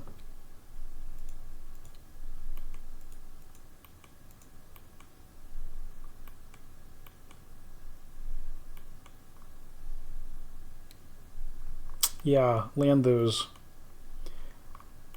high hits. Yeah, 5, 4, 6 back to back to back. Let's go. Yeah, this is awesome.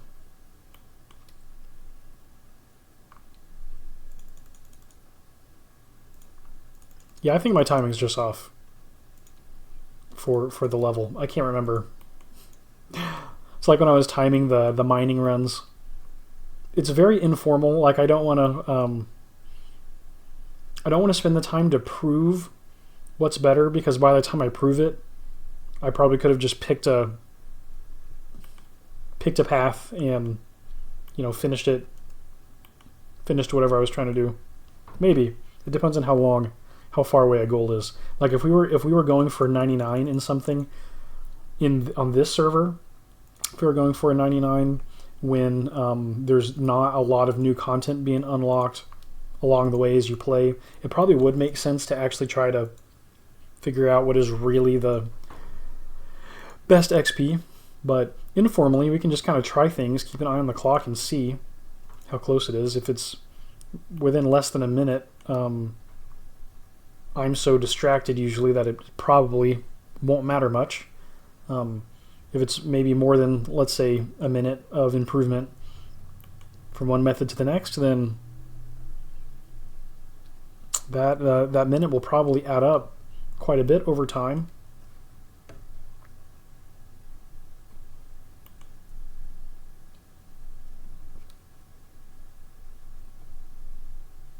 But just trial and error. Of course, for most, at least for modern RuneScape, you can Google search, you can go to the RuneScape wiki, and it'll tell you exactly which training methods are optimal.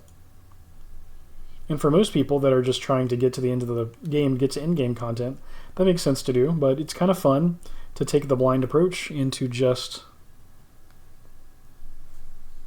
try and fail, trial and error your way through the game. It may take a little longer, but you'll enjoy the journey a little more, I should say.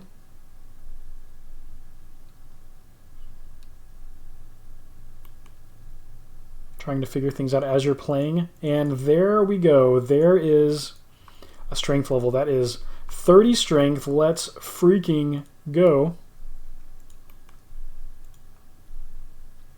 And we can switch back up to accurate. We'll try to carry our attack in to 30. Let's try to get 30s across the board. There's a 6, nice.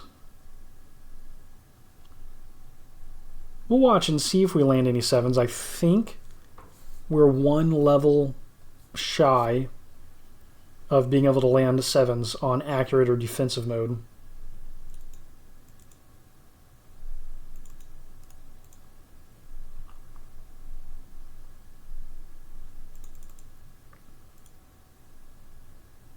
Nice, nice, nice.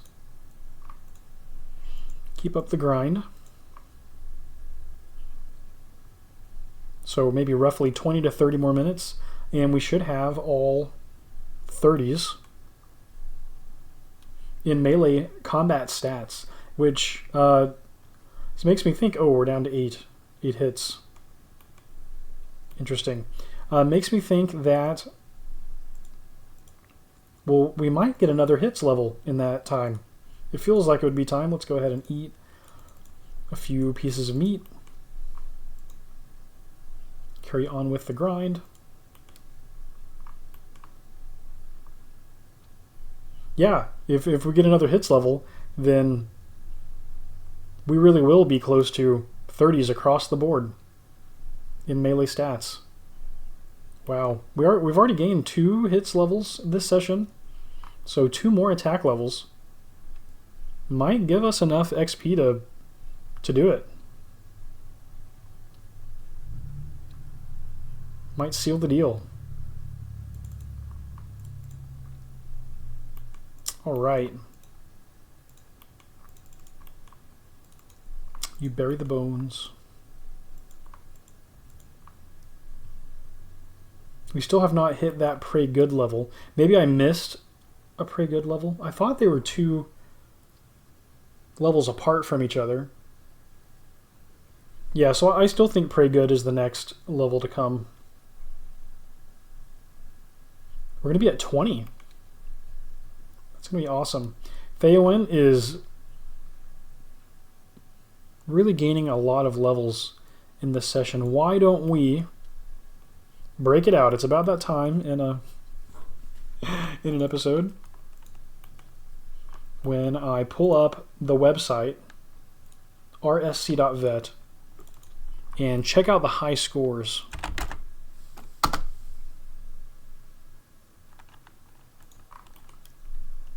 Okay. This says there's only one player on 2001Scape right now. Is that because do I have Hide online status is on. Okay, so only my friends will know, so that PKers can't hunt me, I guess, is why I did that. Let's go to the 2001Scape high scores. Cake is number 1. Brown is number 2. Ooh, we've got The Hunt in 3rd place. IMO is number 10. IMO is in the top 10 on the high scores with a total level of 852. That's epic. Right now, Suomi, and if the rumors are true, it is... Oh, speak of the devil. A Pray Good level. Nice. Pray Good level 20. Let's freaking go. Okay, back to what I was saying. If the rumors are true, then Suomi, like, it's the real Suomi from RS3, like the person that was number 1 on the RS3 high scores. Absolutely insane if that's the case. Suomi is number 21 on the high scores. But let's go back and see where Twinrova and Theoin. Those are my 2 accounts. This is Theoin. My Ironman Twinrova is my main that I play offline when I'm not recording. And we should be in the top 75 on both accounts. Okay, yes, Twinrova has a total level of 328. Twinrova is rank 71. So still hanging on to the top 75 slots, but I've actually been playing recorded 2001Scape more than I've been playing, I guess, offline 2001Scape. So Theoin is ahead, and in fact, Twinrova is on page 4 of the high scores. Theoin has moved all the way up to page 3, and I'm not sure how many of our levels from today are included in this, but right now, as I'm looking at the high scores, Theoin is rank 61 with a total level of 374. We are 1 to 2 levels away from the 60th slot. So actually, by the time we gain 2 more attack levels, we will have earned the 60th slot on the 2001Scape overall high scores. Freaking epic. We will be 10 places away from being in the top 50 accounts on 2001Scape. That is literally insane. And let's see, we're at 374 total level. Rank 50 is 424, so that's quite a few levels that we need.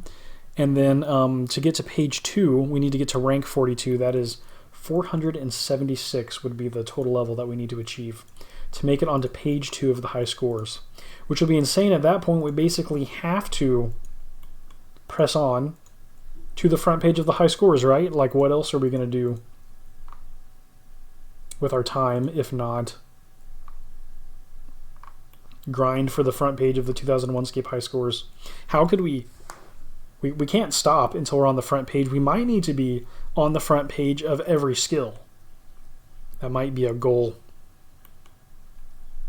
for the series. I don't know about number 1 because of the insane amount of time that dedicated individuals have invested into their accounts.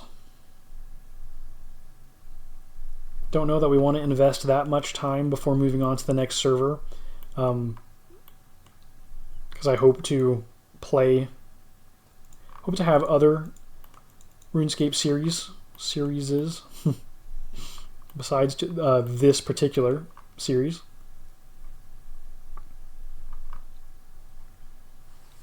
But yeah, that'll be a cool goal to chase. And when we're on the second page of the high scores, we're only going to be 1 page away, which is nuts. The top 21 are on the front page, and Suomi is the lowest name on that page with a total level of 603. Wow, 603. So to get to the front page, we need 603 minus 374. If it was minus 400, then it'd be 203, right? So we need to add 26 to that, so 229-ish. We need 229 levels before we're on the front page. Spread across skills. So that's going to be a lot of skilling. But it's going to be a great time, I believe. And it'll be epic. It'll feel like an epic achievement. It really will. Okay, let's look up the RSC Perfect website. Do they have a high scores going right now? They do, actually. They do have a high scores. That's cool. Oh, I think I see names from the... Yeah, I see names from the 2001Scape high scores on the RSC Perfect high scores already, which makes sense. But just to give you a gist, we already have someone with a total level of 1,000. I think there's an elevated XP rate that you can choose for. I can't tell if it's called RSC Perfect or RSC Sunday.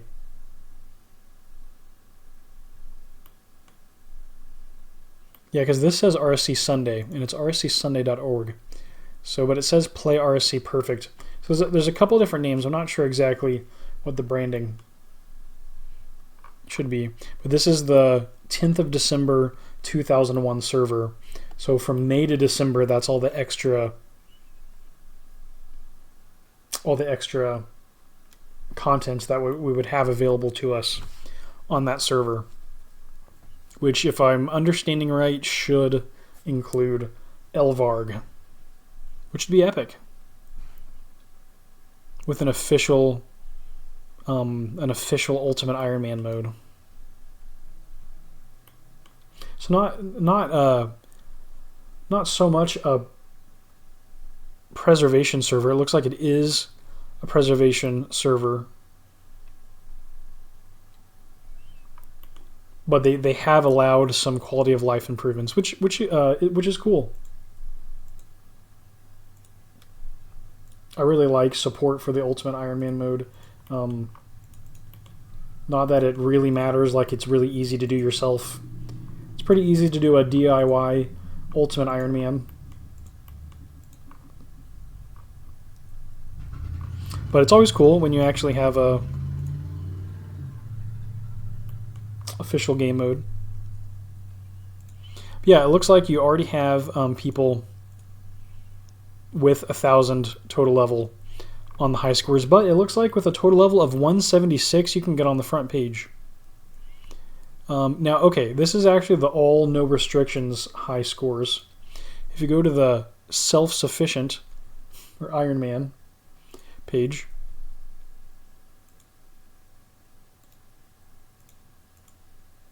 it looks like those links aren't working yet.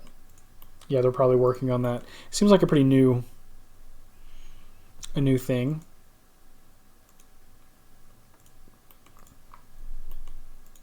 But we didn't get a hit on the Ironman high score or the Banking Forbidden, the Ultimate Ironman high score. Yeah, all of those links are pointing towards the homepage, so yeah, it looks like it wouldn't take too much effort at this point, at least, to get on the front page of this new server's high scores that hasn't... I don't know what its server population is like. It's like it hasn't taken off yet to the point of the 2001Scape server, but it exists and it's cool. Hopefully we'll get more people playing.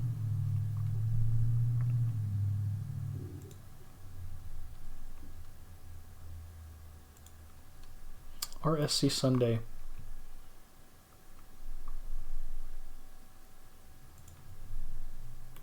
Okay, we should be closing in on that 29th attack level. Guessing we're a few minutes away still.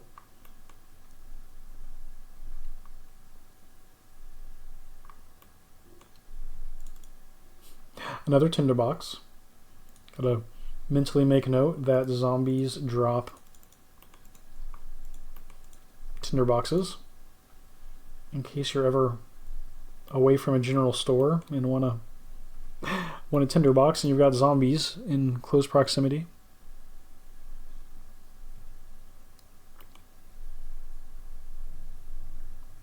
Epic, epic. More gold, 2457.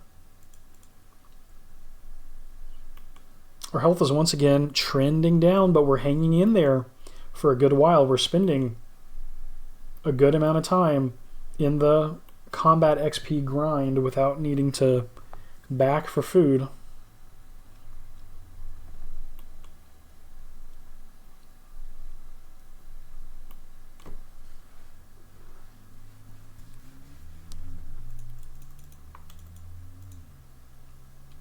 And we did finally get that 20th pretty good level.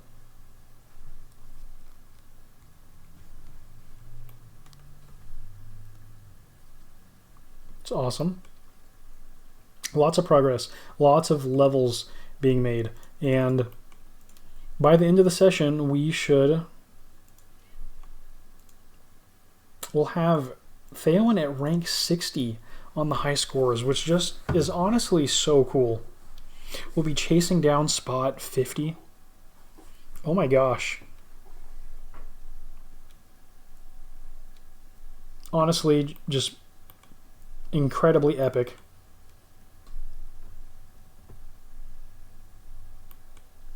It's been a journey. We've still got a ways to go.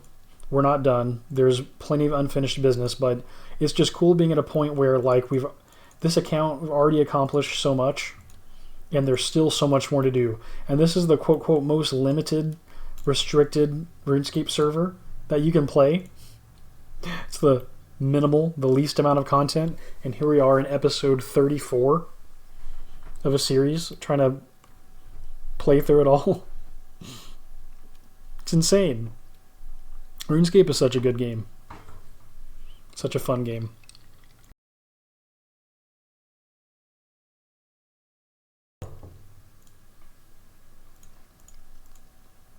Onward.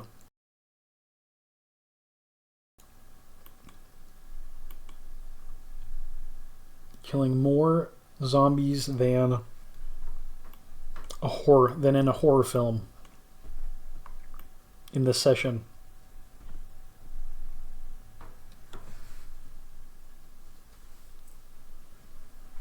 It'd be really cool to land a 7 out of nowhere on accurate mode. That would be pretty epic. I keep wanting to check the Moss Giant's color. I just want to see it lighten up just one shade. And there's an attack level. Let's freaking go. 29 attack. We are on the home stretch towards all melee combat skills at level 30 or higher. One more tick. One more green level up message. And we'll be there. Our combat stats, our combat level is now 29.5. It seems that every level from attack, defense, strength, or hits might be contributing 0.25 towards another level. That might literally be what the calculation is. I don't know for sure. I honestly have no idea.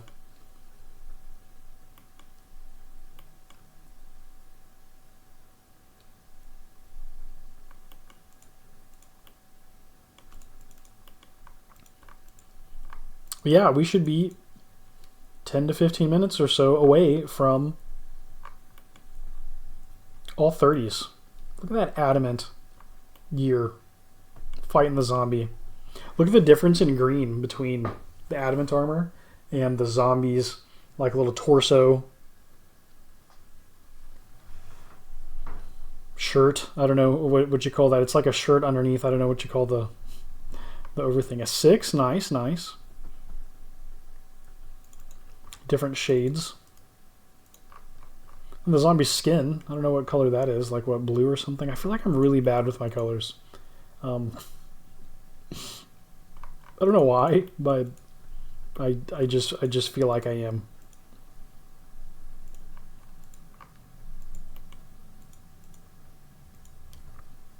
There's always a zombie ready to go. Like, we're not killing them so fast that they're not able to respawn.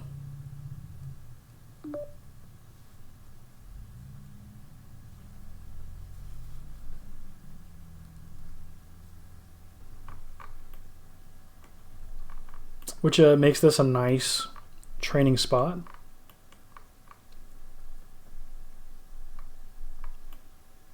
Not having to just sit and wait for zombies to respawn. There's always one ready to go for us.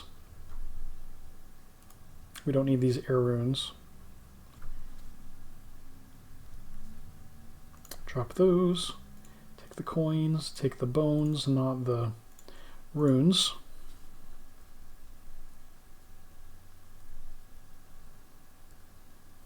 And we're pretty close to needing to eat again. We're not quite there. A couple more hits and we'll need to eat. Hopefully. I mean, there's really no reason why we shouldn't be able to last all the way through 30 attack. So more than doable.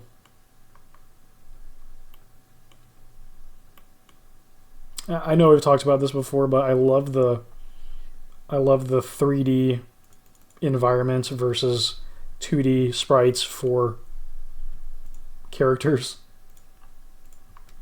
It's pretty fun. The little torch animation is pretty awesome.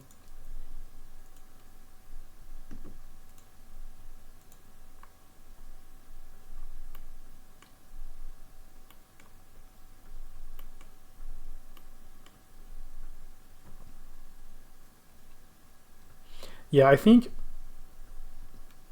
a huge perk for a game server that's frozen in time is that you let go of the like anxious feeling of not moving fast enough. Like when I'm playing a game, I don't want to feel stressed like, oh, I've got to do this. I've got to grind this now. Like, and game designers totally play on that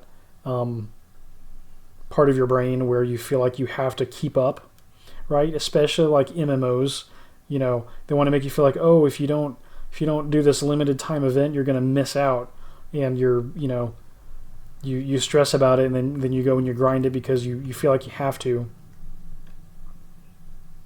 And I know that kind of psychological play is happening all over the place in role-playing games, but something that's good about a single-player game that's frozen at its version, or that has like, you know, standard DLC, or like a MMO that has, I don't know, like clear expansions or something. I don't even know, but having the ability to like lock improvements to prevent upgrades, having a server frozen in time just gives you as much time as you need to play and beat and enjoy the game as it literally is right this second, without worrying or stressing about if it's...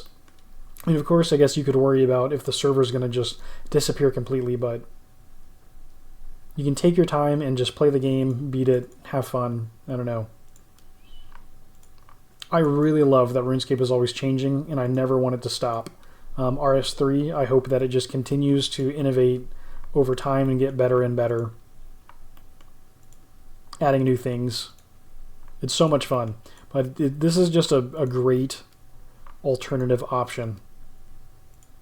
And it'll be interesting with Project Xanaris to have servers that are locked at a certain time, to be able to create your own server of a certain time period. Is really cool. That's going to be really cool. I think it'd be cool if they did something similar with RS3. Yeah, I'm excited to see what comes from that. People are going to be really creative. There's going to be all kinds of cool new servers out there, and since it's official, maybe more people will invest time into it. I don't know how they're going to support the piece of it that is interesting to me is the historical preservation, like playing the game as it was at a given time. like preserving the game designer's decisions and the impact of their choices at a given time, and playing through it and feeling the experience that the designers intended you to feel at a period in time, as if you were able to just grind it in era. That's what I like. That's what I like doing. The history of it, the preservation, is what's fun for me. It's part of why it's fun to go back and play old single-player games, because they're just like they were when they were released, right? Like maybe there's quality of life or bug patches or something, but for the most part, they leave old experiences alone. I guess that's not true across the board, but it's just fun to go back and play a game that was designed for another time. Like modern gamers expect, I don't know, games to be easier, hold your hand a little more, and it's not everyone, it's just in general, right? That's like the way that games have tended to trend.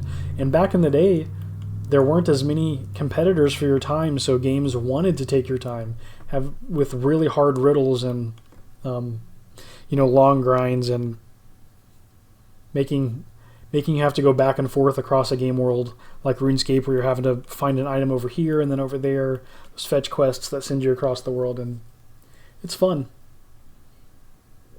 It's very, very fun. For me, not for everyone.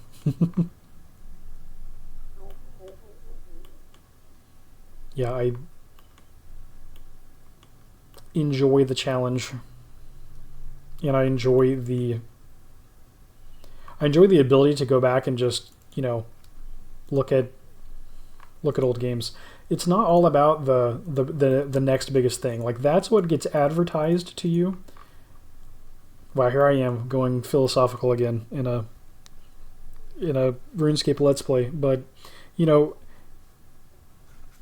if you're being influenced by like advertising, which most of us are, then you're the most excited for the latest and greatest thing, because that's what's getting pushed at you, because those are developers that are trying to make money right now, right? Like they're trying to keep working, keep living, keep making games.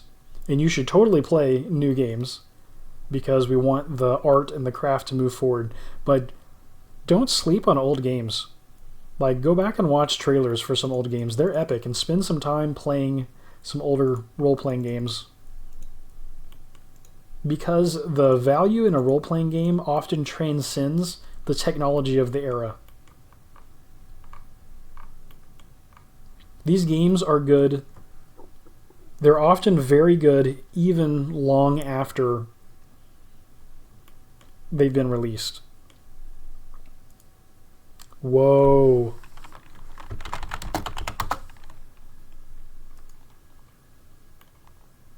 Rebooting server 5 minutes.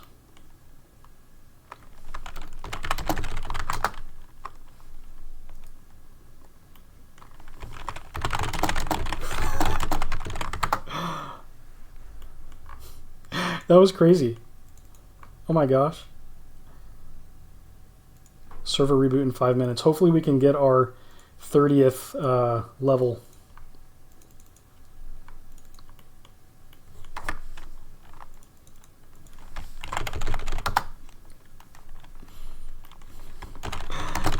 All two of us.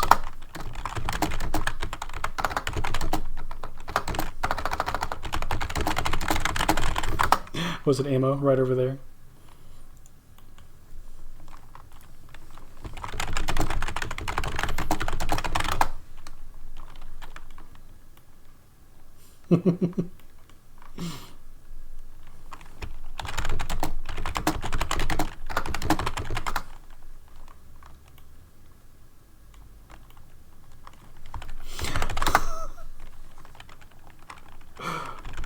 I forget that rune was a different color.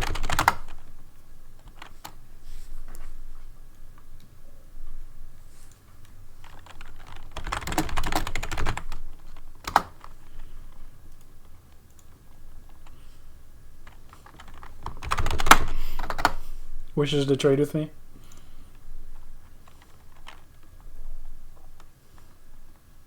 Two-handed rune. Oh my gosh. Rune battle axe, a spiky mace, full face helmet.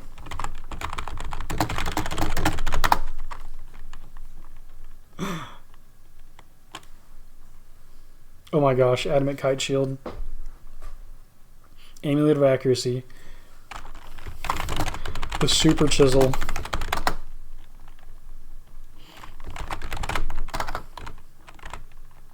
Doesn't that have a funny examine? I'm going to... No, I'm not.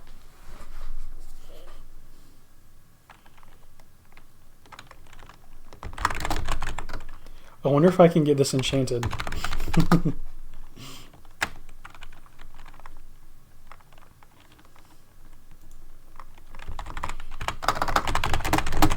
Thanks for showing me.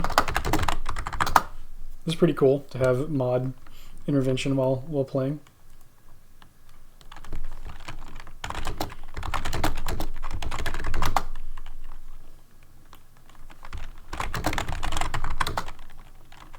Ah, log. Makes sense.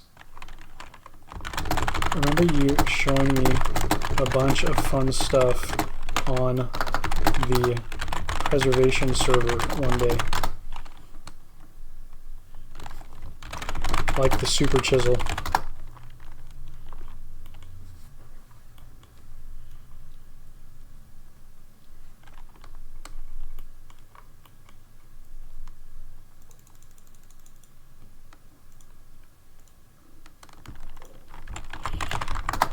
Yeah, well, I guess I'll be off since the server is rebooting. Thanks for letting me know.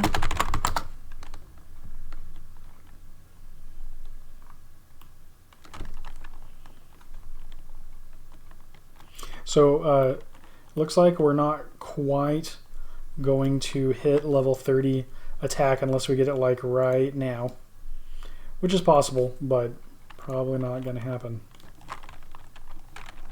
So, yeah, thank you so very much for watching episode 34 of Let's Play 2001Scape.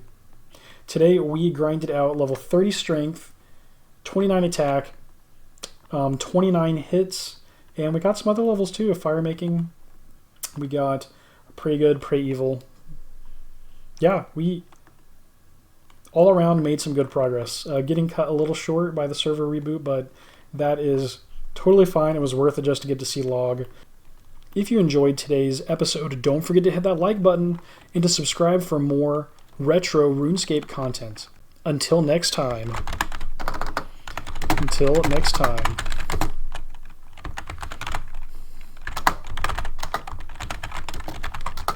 Happy scaping, and fight on!